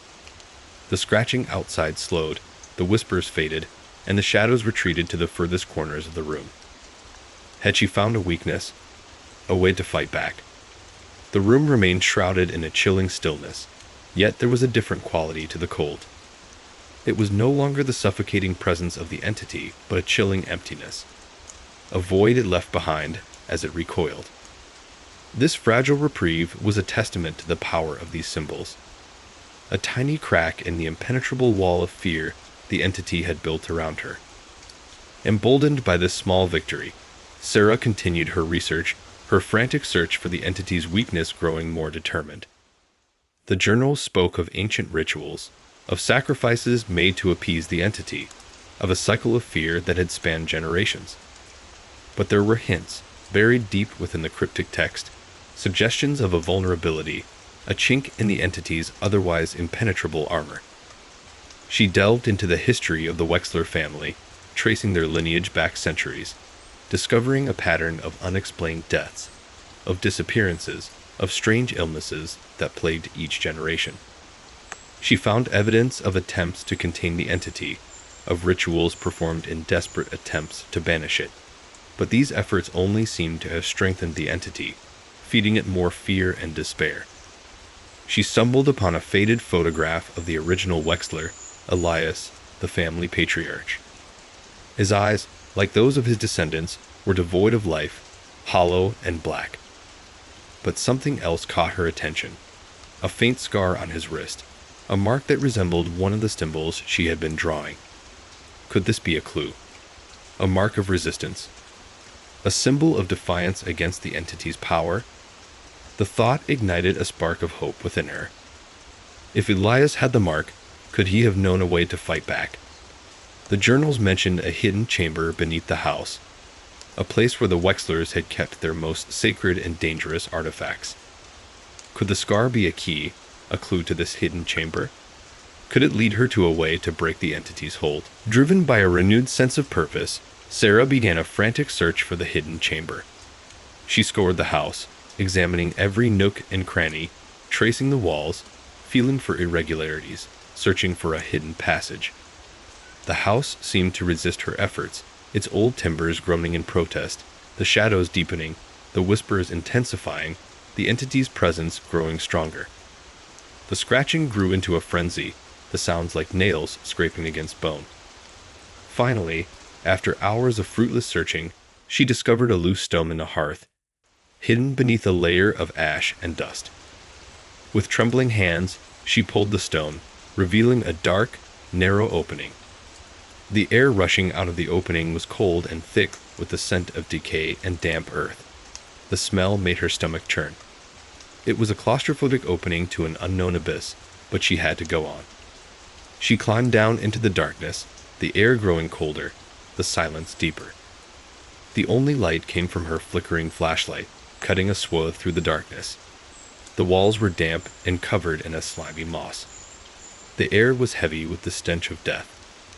The entity's presence was palpable here, stronger, more oppressive than she had ever experienced it before. As she ventured deeper into the chamber, she discovered ancient artifacts, ceremonial knives, ritualistic objects, and dusty books filled with arcane symbols and forbidden knowledge. She found a hidden chest, its lock rusted and corroded. With a surge of adrenaline, she managed to pry it open.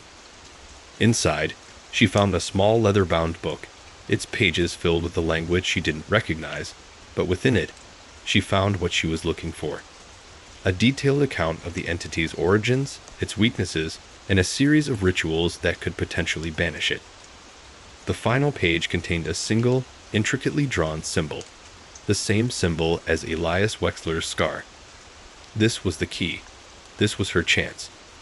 The fight for survival was far from over. But now, armed with knowledge, Sarah was ready for the final battle. The entity had underestimated her. She was not a victim. She was a warrior, and she would fight to the very end. The leather-bound book lay open before her, its brittle pages illuminated by the feeble beam of her flashlight. The script was unlike anything she'd ever seen, a swirling, serpentine script that seemed to ride on the page, mirroring the unsettling feeling in her gut. But as she painstakingly deciphered the symbols, painstakingly translating the archaic language, a horrifying truth began to unravel. The entity wasn't just a malevolent spirit, it was a parasite, bound to the Wexler house through a ritual as ancient as the house itself. The ritual, detailed in the book's chilling account, involved a series of sacrifices, not of flesh and blood, but of fear. Each generation of the Wexler family had unknowingly played a part in perpetuating this horrifying cycle, feeding the entity's power with their terror, their desperation, their very essence. The book described the process in meticulous detail, each step a gruesome, heart-wrenching act that chilled Sarah to the bone. The ritual began centuries ago with Elias Wexler, the family patriarch. He'd unknowingly opened a gateway, a rift in the fabric of reality, inviting the entity into the world. His actions, however unintentional, had bound the entity to the house, transforming it into a living prison, its walls imbued with dark magic, its very foundation steeped in fear.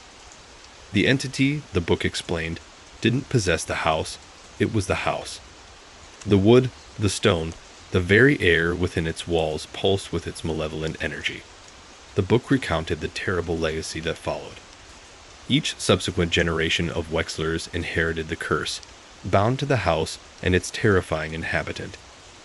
The strange illnesses, the unexplained deaths, the disappearances, they were all sacrifices, willingly or unwillingly offered to the entity to maintain the ritual's balance. Every scream, every tear, every moan of fear was absorbed by the house, feeding the entity, strengthening its hold on the Wexler bloodline. The ritual wasn't merely a summoning, it was a symbiotic relationship, a horrifying pact between the entity and the family that ensured its continued existence. The details were horrific.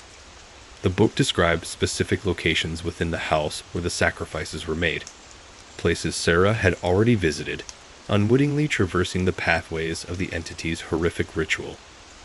The attic, with its lingering scent of decay, had been a site of ritualistic cleansing, where the entity feasted on the family's grief, turning their sorrow into power. The basement, where the cold was always particularly intense, had been a site of appeasement, where offerings were made to placate the entity, a desperate attempt to stave off its wrath. Even the seemingly innocuous parlor, with its comforting fireplace, had been a stage for the entity's horrifying theater. The entity, the book revealed, fed on negative emotions.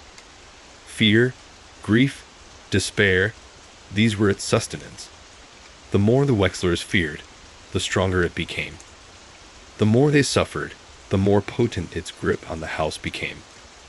The ritual was a cycle of terror, a perverse dance between victim and predator, perpetuating the entity's existence and the family's suffering. But the book wasn't just a chronicle of horror. It also offered a glimmer of hope. Tucked away in its final pages, hidden amongst the arcane symbols and terrifying descriptions, was a detailed counter-ritual, a way to break the cycle, to sever the entity's connection to the house.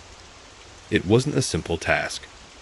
It required a deep understanding of the entity's weaknesses, a profound knowledge of the ancient language, and a willingness to confront one's deepest fears.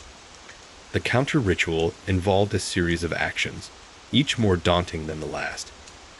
It started with the creation of a protective sigil, a symbol that repelled the entity's influence, a visual representation of defiance against its power.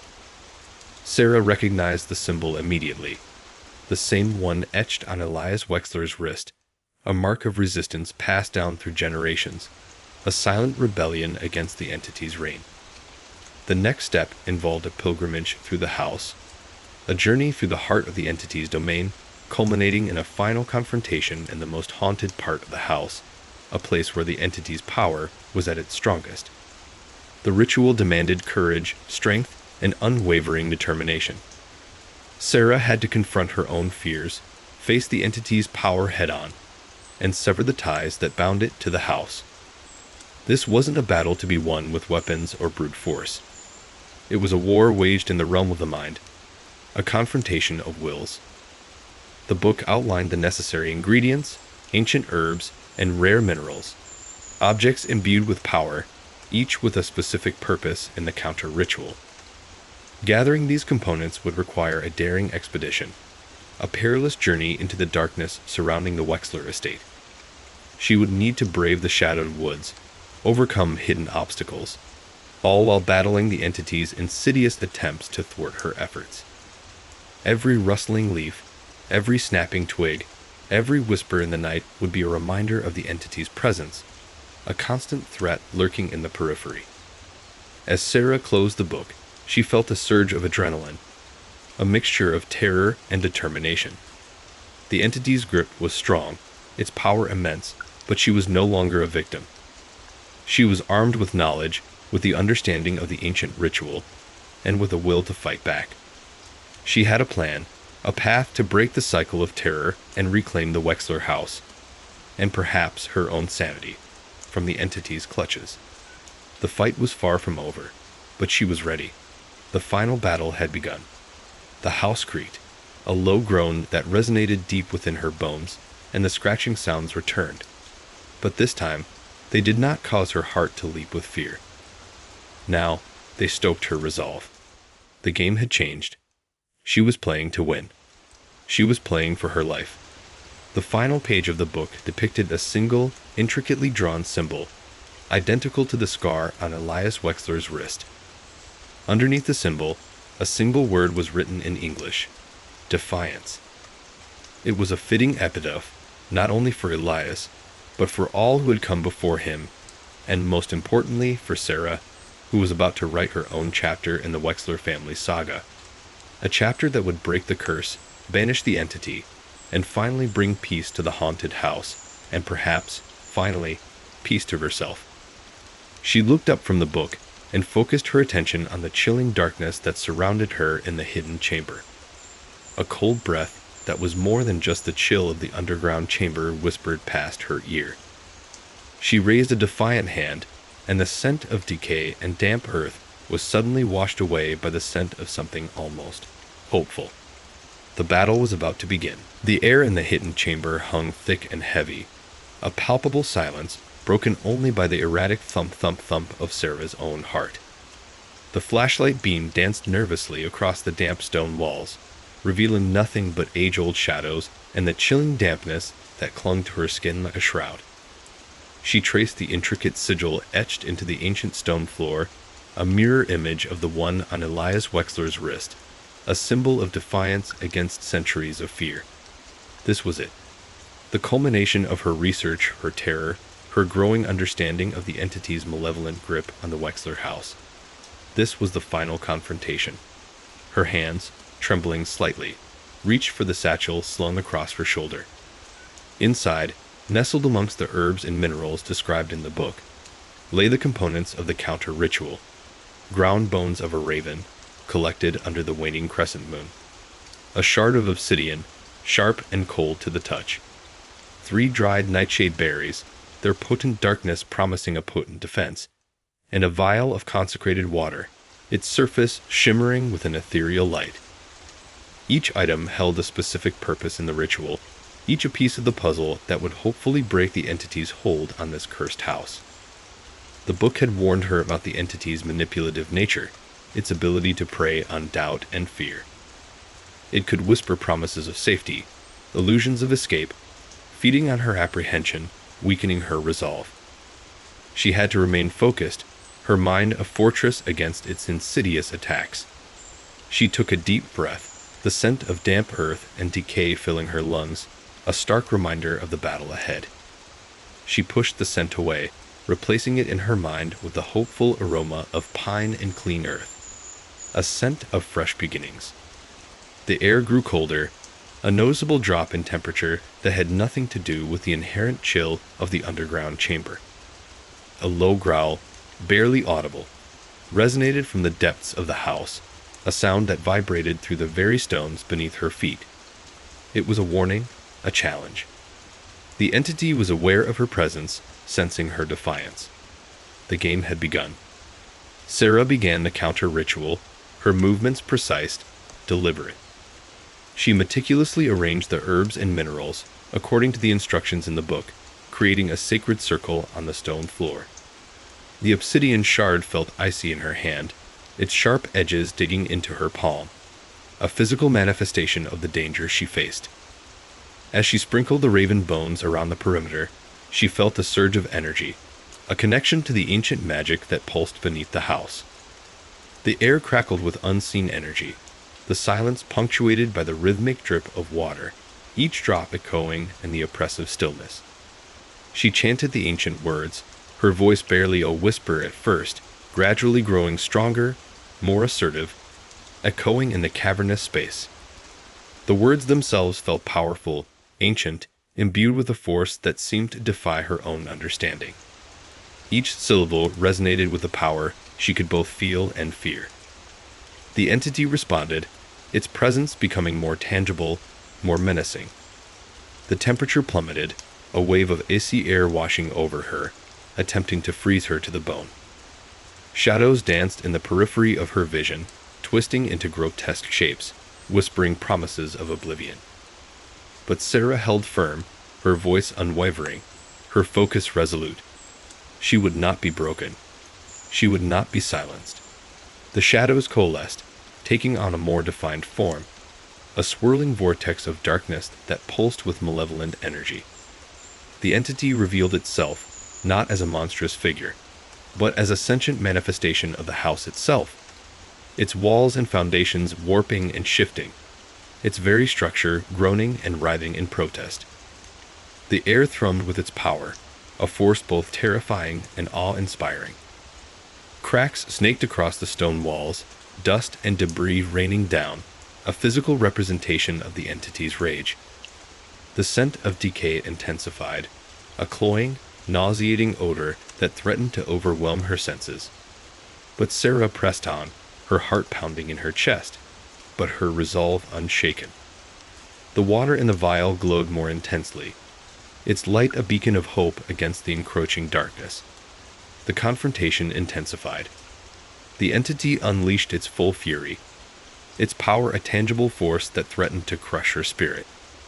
It whispered temptations, doubts, fears, all the negative emotions it had fed on for centuries. It offered her illusions of escape, visions of peace, if only she would abandon the counter-ritual. But Sarah held firm, refusing to succumb to its manipulation. She raised the vial of consecrated water, its light cutting through the darkness, a symbol of her defiance. She hurled the vial at the heart of the swirling vortex, the water shattering against it, releasing a blinding flash of light and a wave of powerful energy that shook the very foundations of the house.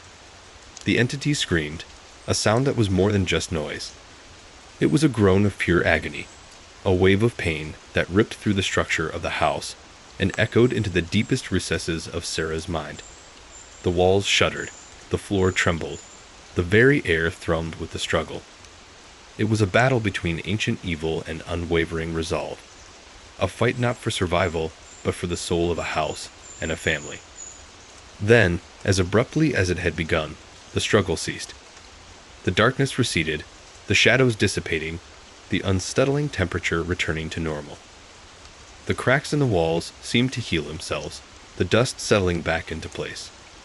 Silence descended, a profound, peaceful silence that was the antithesis of the oppressive dread that had permeated the house for centuries. Sarah stood there, breathing heavily, exhausted, but triumphant. The entity's grip was broken. The cycle was severed. The scent of decay was gone, replaced by the clean, earthy aroma she had conjured in her mind. Hope, fresh and invigorating, filled the space, a tangible relief that seemed to emanate from the very stones. She had won. The house was hers, her family's, and for the first time in centuries, it was free. The battle was over, the war was won, and in the quietude that followed, a strange sense of peace settled over her. A peace that was as profound as the terror she had just endured. She had faced her fears, confronted the entity, and emerged victorious. The Wexler house was safe, and perhaps, finally, so was she. The initial wave of victory was short-lived. The silence, once a balm to her frayed nerves, now felt oppressive, heavy with an unspoken consequence. The air, though cleansed of the entity's miasma, vibrated with a low hum, a faint resonance that pulsed beneath her feet. It wasn't the angry growl of the entity. It was something different, something quieter, deeper, more insidious.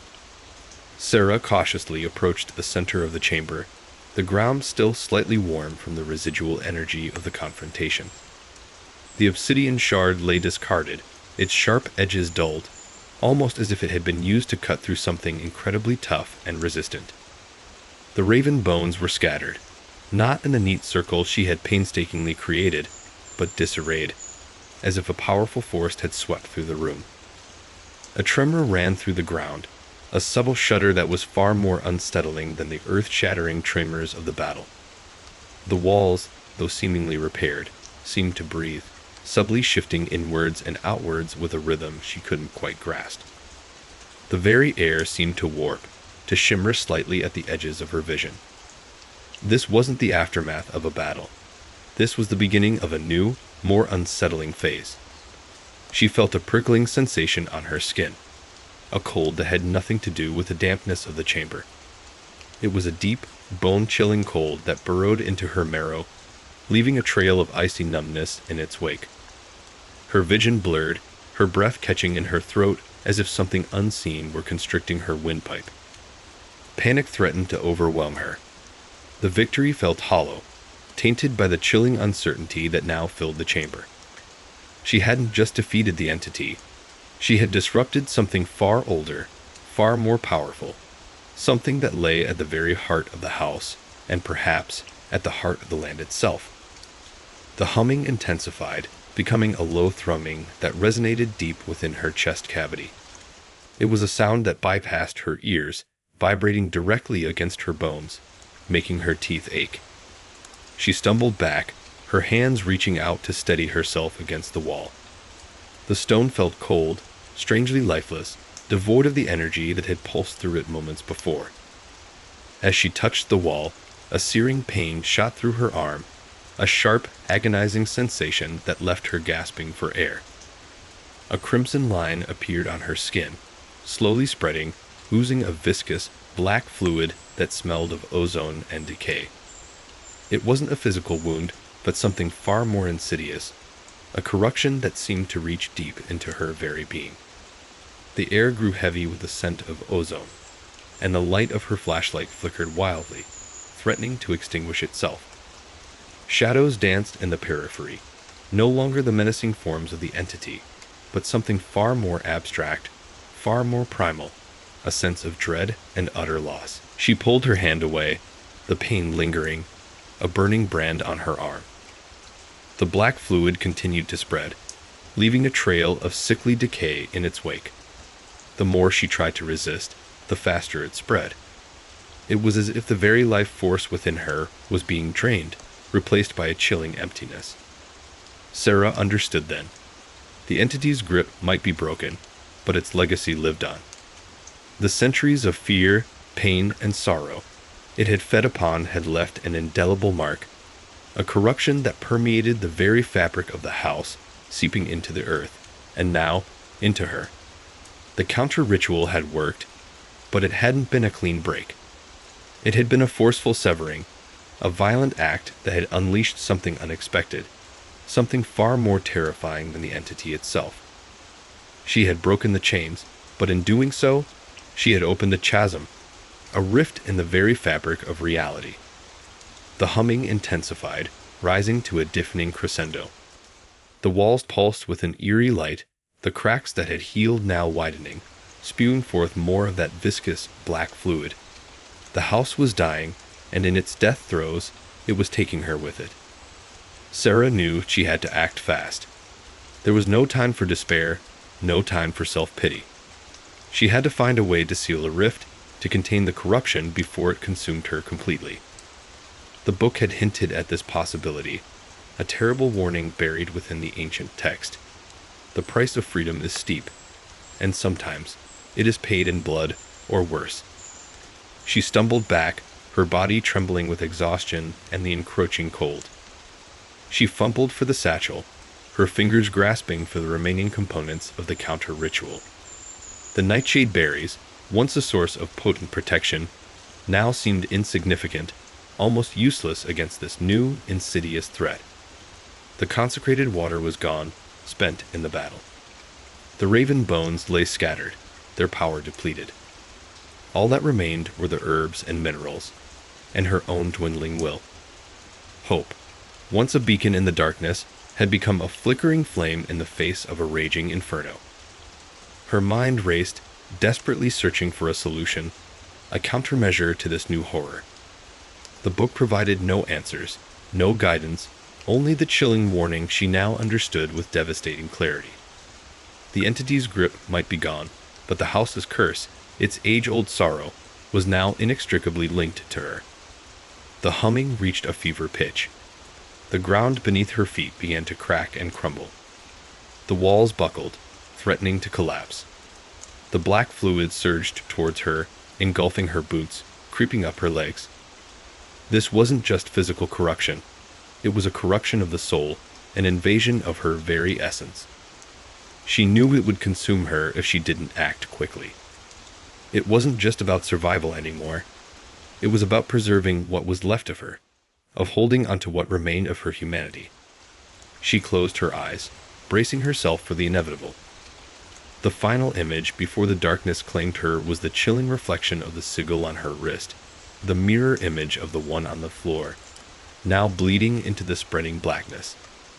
The mark of defiance, now transformed into a brand, the ultimate price paid for a freedom hard won, and possibly dearly regretted. The entity's grip was broken, but Sarah Wexler would forever bear the scars of its passing.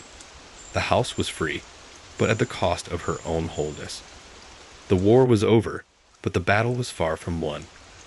The obsidian shard, still pulsing faintly with residual energy, felt strangely cold in her trembling hand. She plunged it into the center of the raven bone circle, a desperate act guided by the cryptic instructions in the ancient book. The air had crackled, the very structure of the chamber seeming to vibrate as the entity's roars echoed, a cacophony of rage and despair. Then, silence. A silence so profound, so absolute, it felt like the cessation of all things. For a heartbeat, a terrifying, agonizing heartbeat, nothing happened. Sarah held her breath, her eyes wide, fixed on the point where the shard had pierced the earth. Then, a tremor ran through the floor, a subtle shudder that was far more unsettling than the earth-shattering quakes that had preceded it.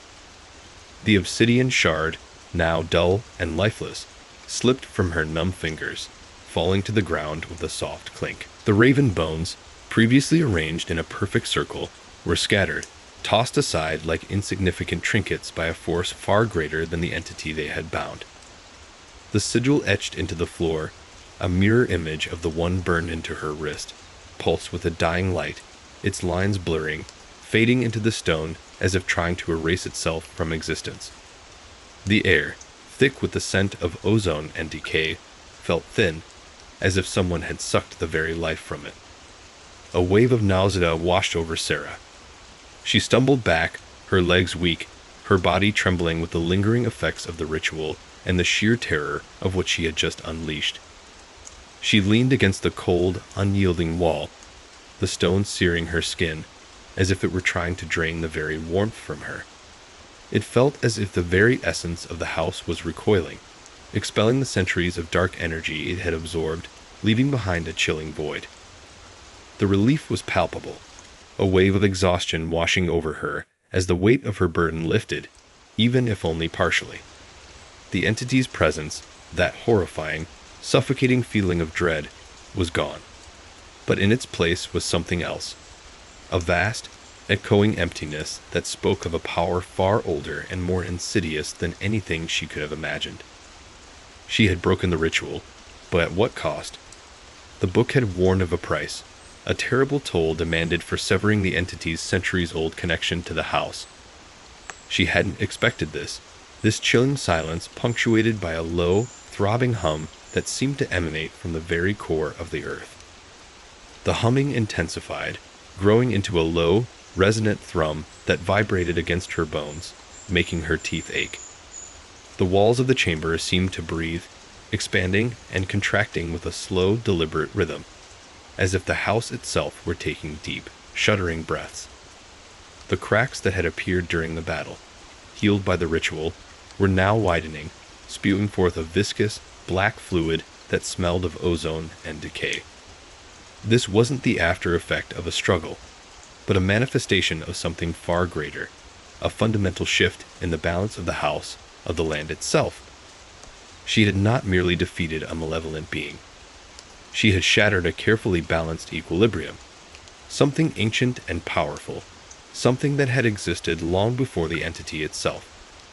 Sarah's flashlight flickered erratically, casting wild, dancing shadows that seemed to writhe and twist, almost sentient in their movement. The shadows were not menacing, not in the same way the entity had been. These shadows felt wrong, fundamentally alien to the very fabric of existence. They carried the weight of untold ages, a sense of profound loss and ancient sorrow. She stumbled towards the exit, her legs heavy, her senses overwhelmed. The passageway, previously dark and oppressive, now seemed almost welcoming. The change was subtle, yet incredibly significant.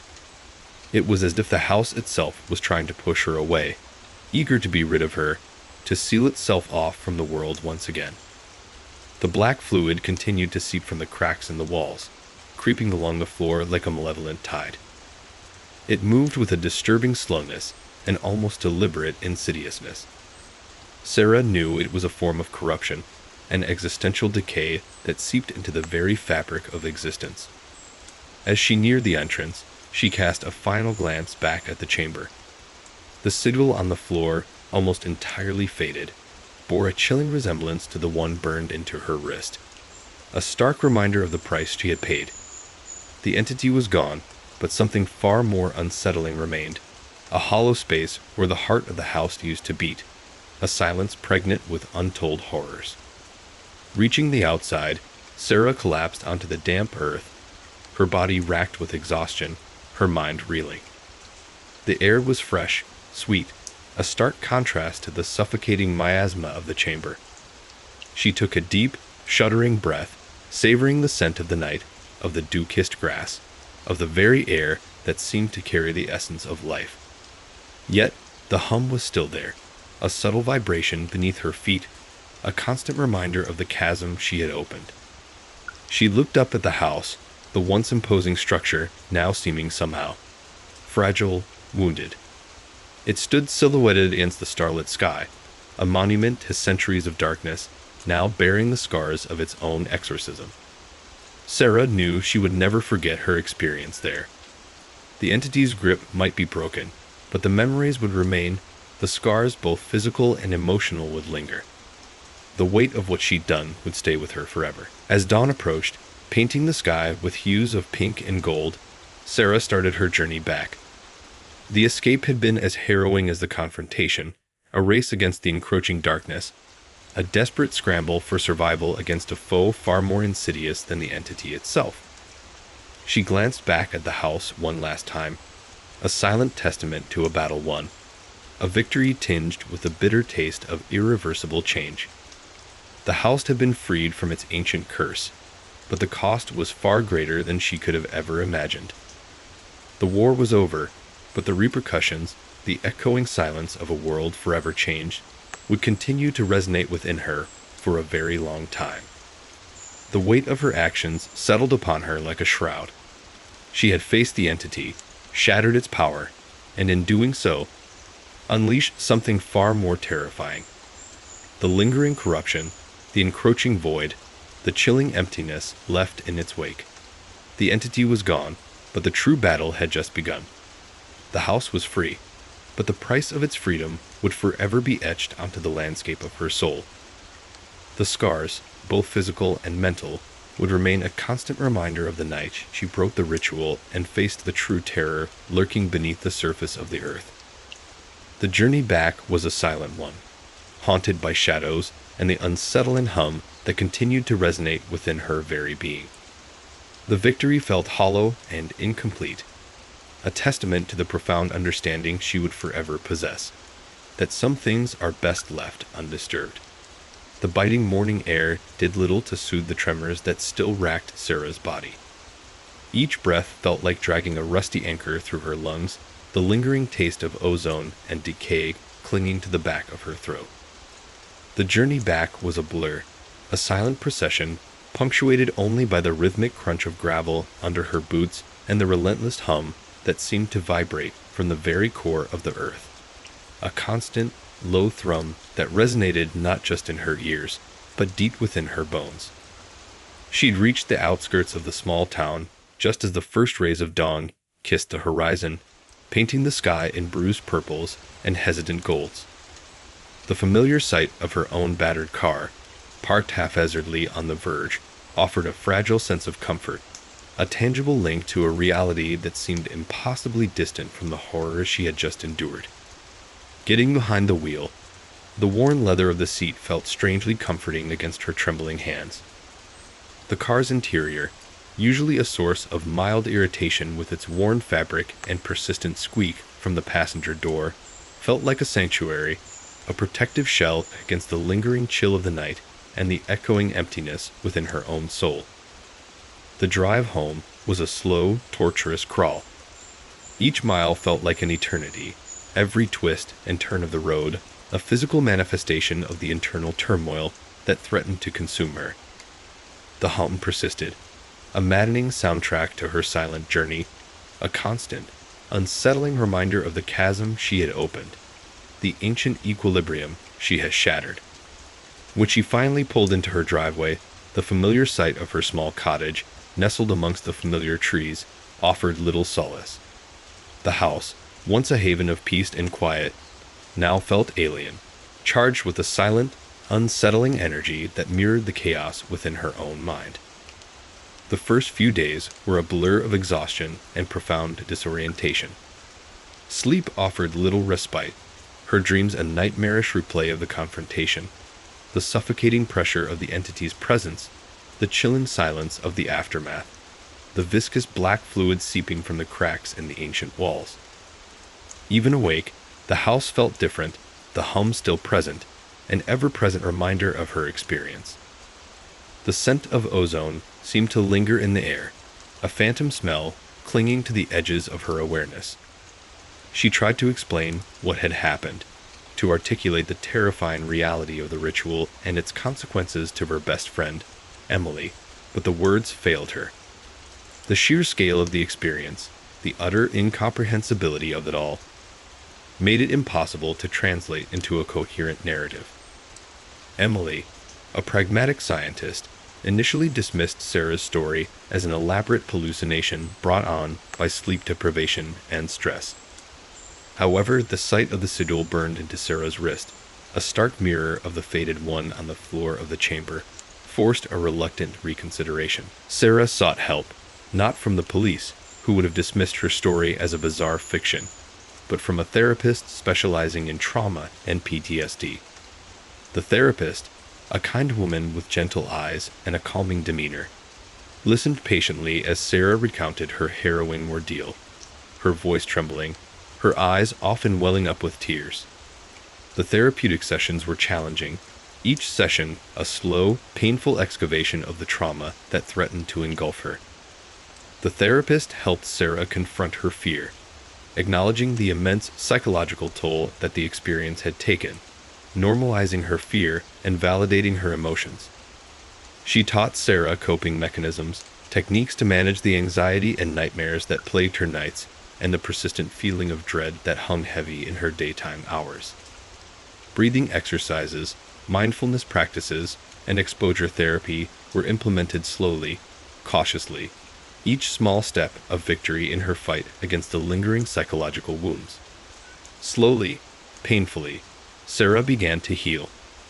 The nightmares subsided, replaced by a less vivid but still present memory, a muted horror that no longer held the same suffocating power. The constant hum, once an unbearable intrusion, receded into the background, becoming a subtle thrum rather than a bone-jarring vibration. The physical scars, though still visible, began to fade, replaced by a deeper, less noticeable pattern of faint discolorations. The emotional scars, however, lingered. The profound sense of isolation, the feeling of being permanently changed by her experience, the knowledge that she had tampered with something ancient and powerful. These things remained, a part of her, a somber companion in the quiet moments. Sarah returned to her work, her writing becoming a kind of therapy, an outlet for the swirling emotions and terrifying memories. She penned a series of short stories, each one a carefully constructed exploration of fear, isolation, and the darkness that lurks beneath the surface of everyday life. Her writing became a form of healing, a way of processing the trauma she had endured, transforming the fear into art. Her personal growth was remarkable. The ordeal, though horrific, ultimately shaped her, strengthening her resilience and giving her a depth of understanding she never possessed before. She learned the importance of self-care, the necessity of seeking support and acknowledging vulnerability. She found strength in unexpected places. In the supportive community of other writers, she found companionship, understanding, and a safe space to share her story without judgment. In the small acts of kindness from friends and family, she found solace, affirmation, and a renewed sense of belonging. Yet, the experience remained a powerful force in her life, shaping her perspective, informing her choices, and acting as a constant reminder of the fragility of life and the enduring strength of the human spirit. The victory over the entity felt incomplete, but the true victory lay in her ability to emerge from the shadows, to heal, and to find a new way forward. The hum remained, a subtle whisper in the background, a constant, almost comforting reminder of the ordeal she had overcome. It was a reminder not of defeat, but of resilience, a testament to her inner strength and her ability to face the darkness and emerge transformed. The house, the entity, the ritual.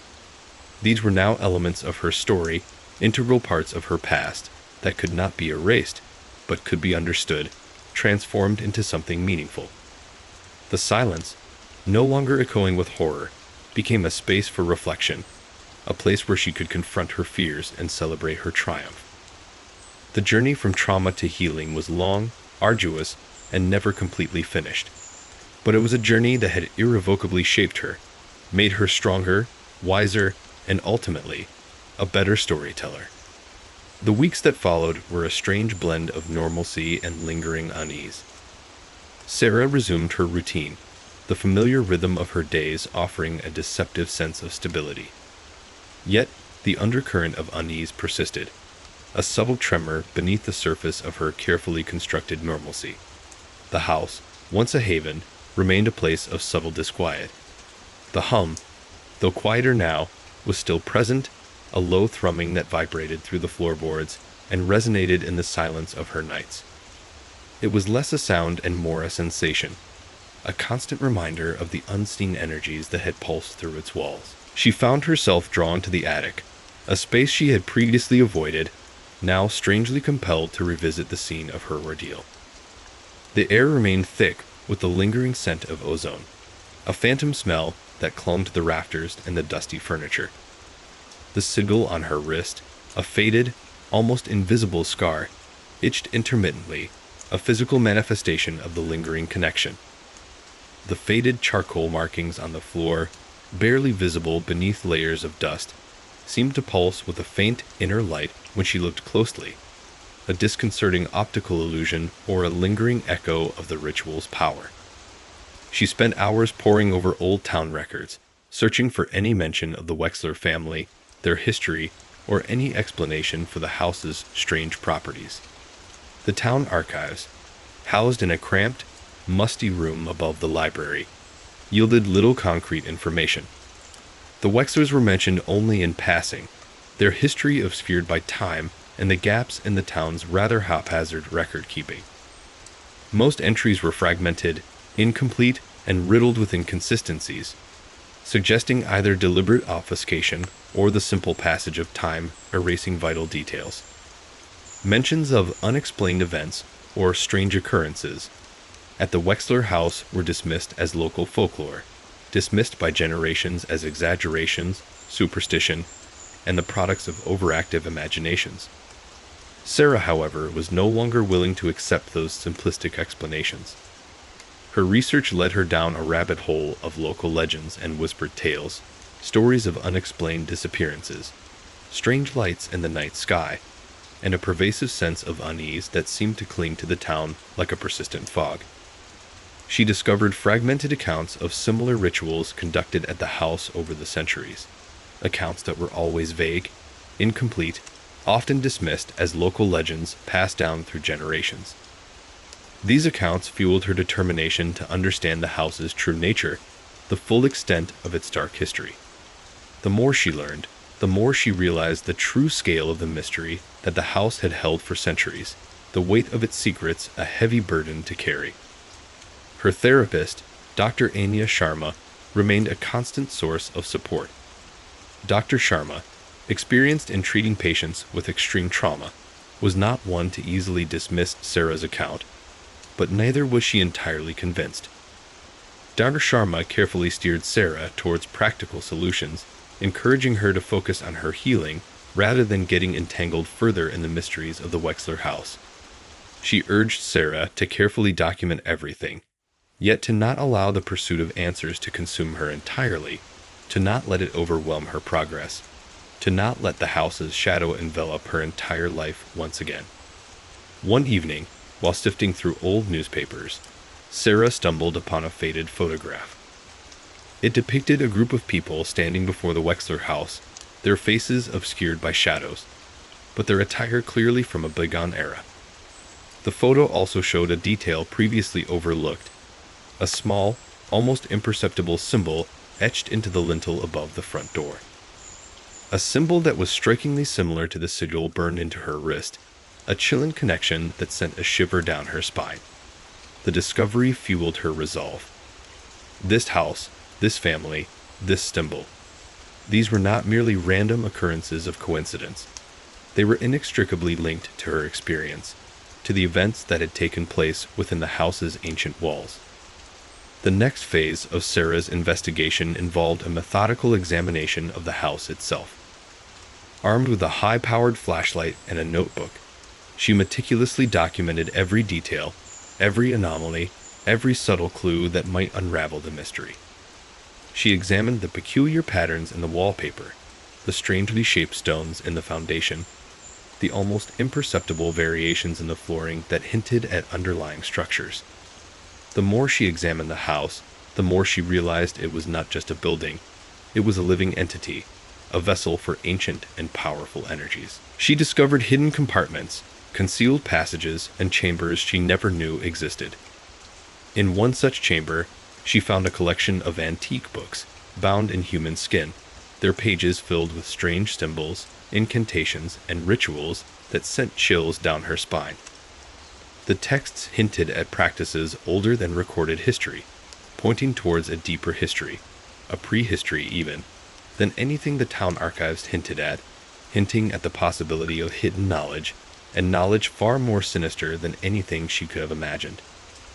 The texts alluded to an entity far more ancient, far more powerful than she had previously encountered, something that transcended the simple concept of evil, something that was a fundamental force of nature itself. The final piece of the puzzle came in the form of an old, leather-bound journal hidden within a secret compartment behind the fireplace. The journal belonged to Elias Wexler, the house's original owner. Its pages recounted the story of a powerful entity, a being of immense power and age, that had been bound to the house centuries ago. The entity's power had been slowly weakening, held in check by a series of elaborate rituals, but the actions taken by Sarah had inadvertently disrupted the fragile equilibrium. Releasing a fraction of the entity's power, the events of her ordeal having merely been a consequence of a balance disturbed. Elias' journal detailed the consequences of tampering with the entity. It spoke of a chain reaction, a sequence of events that could lead to unforeseen and catastrophic consequences. The journal ended abruptly, the last pages missing, leaving Sarah with a sense of lingering dread and a growing understanding of the immense responsibility she now carried. The fate of the Wexler house, and perhaps even the town itself, rested precariously in the balance. The entity was not defeated. Its power was merely contained, momentarily subdued. The house's future was uncertain. Sarah could choose to leave it as it was, accepting the risk of the entity's eventual return. Or she could attempt to fully bind the entity, a task that seemed almost impossible given the information gleaned from Elias' incomplete journal. The choice rested entirely with Sarah. The hum persisted, a constant reminder of the potential consequences, the weight of her decision resting heavily on her shoulders. The house waited, silent yet somehow aware, a testament to the enduring power of secrets and the unpredictable consequences of tampering with forces beyond human understanding. The lingering questions remained, a testament to the enduring power of the unknown and the chilling reality that some doors are best left unopened. The narrative ended, not with a neatly tied bow, but with a lingering sense of unease, a whisper of the unknown, a chilling reminder of the mysteries that still lay hidden, waiting to be discovered. The silence, once again, held a profound weight. The scent of pine needles and damp earth replaced the cloying odor of ozone and decay. Sarah inhaled deeply, the crisp autumn air filling her lungs, a stark contrast to the oppressive atmosphere of the Wexler house. She sat on a park bench, the rhythmic rustling of leaves a soothing balm to her frayed nerves. Weeks had passed since she'd last set foot in the house, a lifetime condensed into a short span of time. The initial panic, the relentless nightmares, were slowly receding, replaced by a weary acceptance, a quiet resolve. The sigil on her wrist, a pale, almost imperceptible scar, still occasionally itched, a phantom reminder of the ordeal, but the burning sensation was fading, a testament to her gradual healing. Dr. Sharma had been instrumental in this recovery. Her therapy sessions weren't just about unpacking the trauma. They were about rebuilding, about learning to trust again, to find a sense of safety in a world that had momentarily felt terrifyingly unstable. Dr. Sharma had gently guided her, her words a steady hand in the storm. She focused not only on the psychological wounds, but also on the practical steps toward a new life. Sarah had started attending art therapy sessions, finding solace in the vibrant colors and the expressive power of paint. The canvas became a safe space, a place where she could channel her anxieties and fears, transforming the darkness into something tangible, something she could control. The art therapy sessions were surprisingly cathartic. The vibrant hues felt like a cleansing, washing away the lingering shadows of the Wexler house. She started with abstract pieces, chaotic swirls and bursts of color reflecting the turmoil within. Gradually, however, her paintings became more structured, more hopeful. Landscapes emerged, serene and peaceful, filled with light and a sense of calm she hadn't felt since before her encounter with the entity. Nature, in its raw beauty and resilience, became a source of strength, a powerful antidote to the darkness she'd experienced. Her apartment, a small but cozy space overlooking a quiet street, felt like a sanctuary. She'd meticulously cleaned and reorganized it, creating a space that reflected her newfound sense of calm. The clutter that had accumulated during her tumultuous ordeal was gone, replaced by a sense of order and tranquility. The soft glow of the lamps, the scent of lavender and chamomile, the gentle hum of her favorite music, these were the elements of her new beginning. Sleep, once elusive, gradually became more restful, the nightmares less frequent, less vivid. The town, once a place of fear and mystery, was slowly regaining its normalcy in Sarah's perception. She started going for walks in the park, rediscovering the beauty of the familiar surroundings. The faces of the townspeople, once etched with suspicion, now held a flicker of understanding, a shared experience of the strange events that had unfolded. The townspeople, initially hesitant to speak of the events at the Wexler house, had slowly started opening up, sharing their own stories, their own memories of unusual happenings, their own whispered legends passed down through generations. Her relationship with her friends, strained by her obsessive investigation, was also mending. They had been worried about her, initially dismissive of her accounts, then concerned by her unwavering focus on the Wexler house. Now, understanding her trauma and recognizing the mental strain of what she had witnessed, they offered unwavering support and understanding. They listened patiently as she shared her experiences, without judgment or skepticism. The friendship, tested by the weight of the ordeal, had emerged stronger, forged in the crucible of shared experience and mutual support. One evening, while browsing through a used bookstore, Sarah stumbled upon a worn copy of a book on local history. It contained a detailed account of the Wexler family, far more detailed than anything she'd found in the town archives. The book mentioned the family's eccentric rituals, their fascination with the occult, and the rumors of a powerful entity bound to their ancestral home. While the book lacked specific details about the entity's nature or the rituals to contain it, it provided a much clearer context to the history of the Wexler house and family, painting a picture of a long, dark legacy stretching back centuries. The knowledge, while unsettling, didn't fill Sarah with the same dread as before. She'd faced the darkness and emerged, scared but not broken.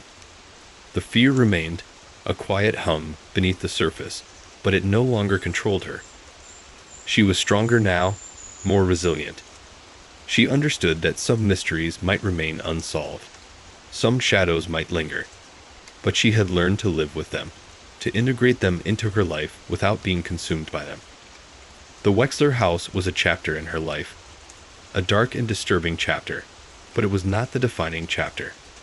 It was a story she could tell, a story that had shaped her, but one that would not entirely define her future.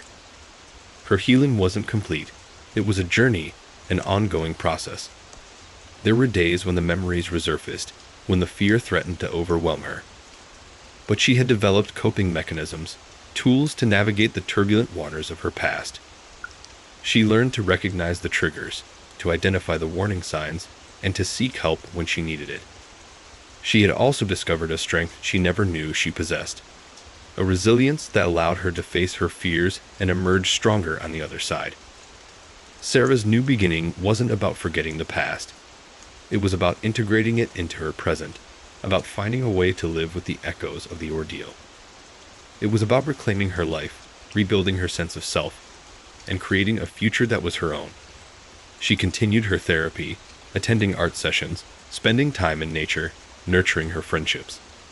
The hum of the Wexler house was a faint whisper in her memory, a part of her past, but not her future. She started writing, putting her experiences into words, channeling her emotions into stories.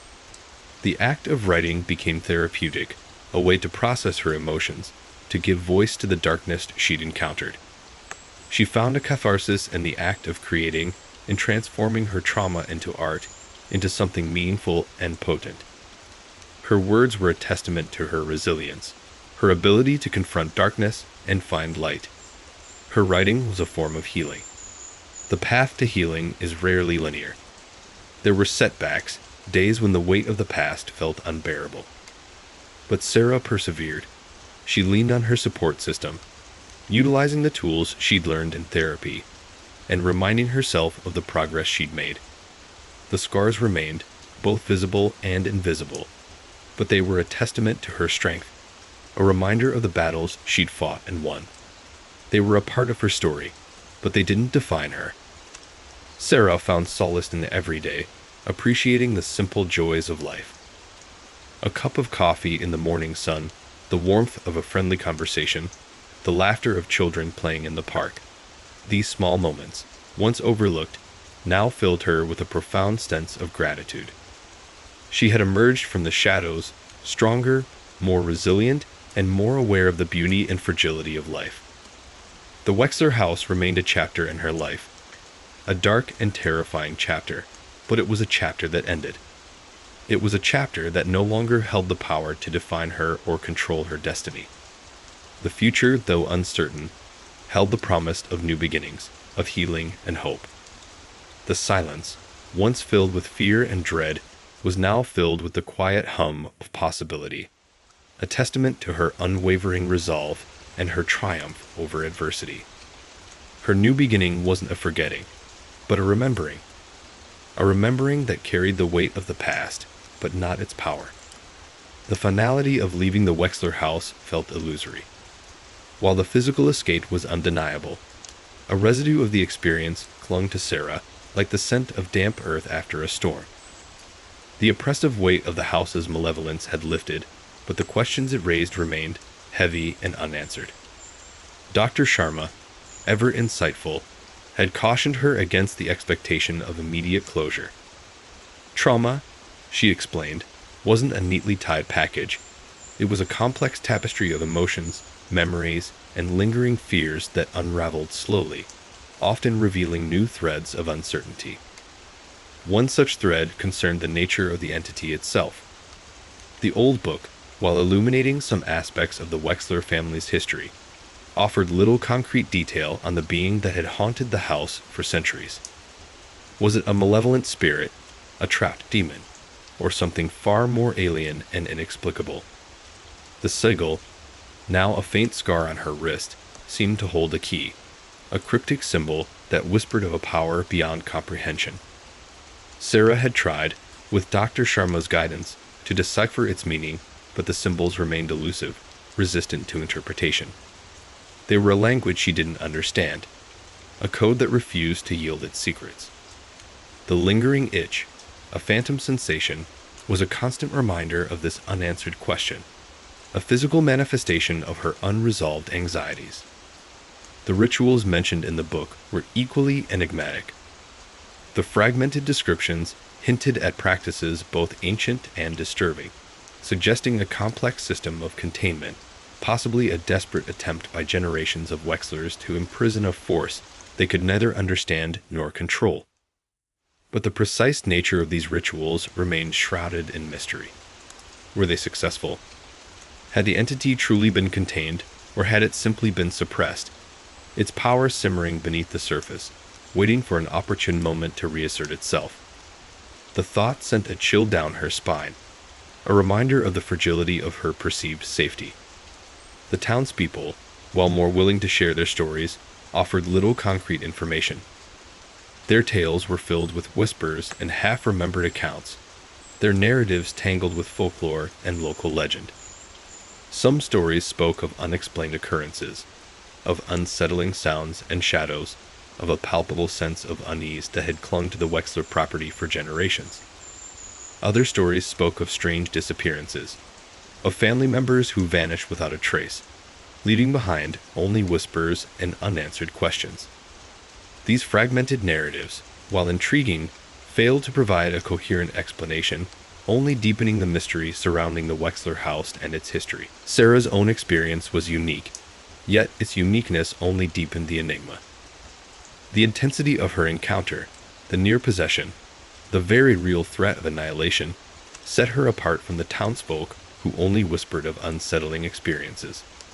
The fact that she survived, that she had managed to escape the house's clutches, while seemingly others had not, felt not like a victory, but an anomaly. An unanswered question that hung in the air, heavier than any lingering smell of decay. It suggested a selection process, a choice made by the entity itself, one that offered no logical explanation. Was she somehow special, or simply lucky? The ambiguity, the lack of definitive answers, fueled a nagging sense of unease. Even as she started to heal, a part of her remained vigilant, anticipating a possible resurgence, a return of a malevolent force she had so narrowly escaped. The fear wasn't as acute as it had been during her ordeal, but it remained, a low hum beneath the surface, a constant companion. She tried to rationalize it, to remind herself that the house was empty, the entity, hopefully, contained, but the doubt lingered. The rational mind battled the primal fear that lurked in the shadows of her subconscious. The art therapy continued to be a vital outlet, but her paintings had taken on a new dimension. The landscapes, once serene and peaceful, now held a subtle undercurrent of unease, hints of darkness lurking beneath the surface. The vibrant colors seemed to carry a muted warning, a reflection of the unanswered questions that haunted her waking hours. She found herself incorporating the sigil into her work, its cryptic symbols becoming a recurring motif, a visual representation of her struggle to make sense of her experiences. The process was less cathartic now, more akin to a persistent excavation, digging through layers of trauma to unearth the truth that lay hidden beneath. Her writing, too, reflected this ongoing struggle. She started a journal, meticulously documenting her experiences, her thoughts, her growing apprehension. It became a way to process the chaos, to organize the fragments of her memories, to confront the unanswered questions that continued to plague her. The act of writing became a form of self-therapy, a means of confronting her fear and turning it into something tangible. But the fear, she realized, was not something that could be simply written away. It was a part of her, interwoven with her experience, shaping her perception of the world in ways that were both terrifying and strangely illuminating. Sleep, though more restful, was still punctuated by vivid dreams. The Wexler house would reappear, not in its dilapidated state, but transformed, shimmering with an otherworldly light, its shadows imbued with a menacing sentience. She would be back in the house, running through echoing halls, pursued by an unseen force, the weight of its presence crushing her, suffocating her. These dreams were not mere replays of her trauma, but more complex and unsettling narratives, hinting at potential futures, possible iterations of the past. They were cautionary tales painted in the dark hues of her subconscious. Dr. Sharma, ever perceptive, suggested exploring the possibility of a recurring dream pattern. Perhaps the dreams were not random, but messages, cryptic clues offered by her subconscious to help her understand the events, to make sense of the unanswered questions. Sarah started to analyze her dreams, meticulously recording their details, searching for recurring symbols, recurring themes, anything that might illuminate the darkness that lingered within.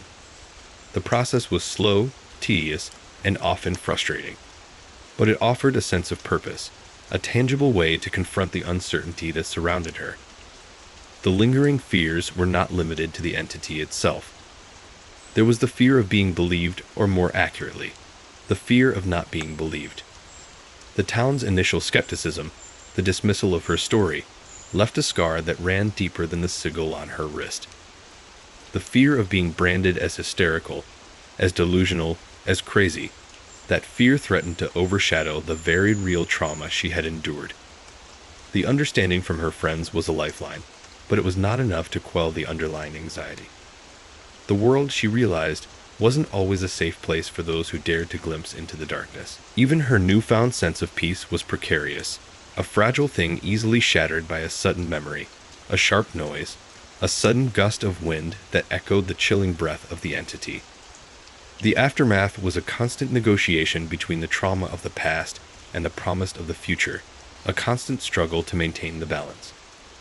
The future, once a bright and hopeful canvas, now held shades of uncertainty, a delicate blend of fear and anticipation. It was a future that would forever be marked by the darkness of the Wexler house, but a future that she was determined to claim, to shape, to make her own.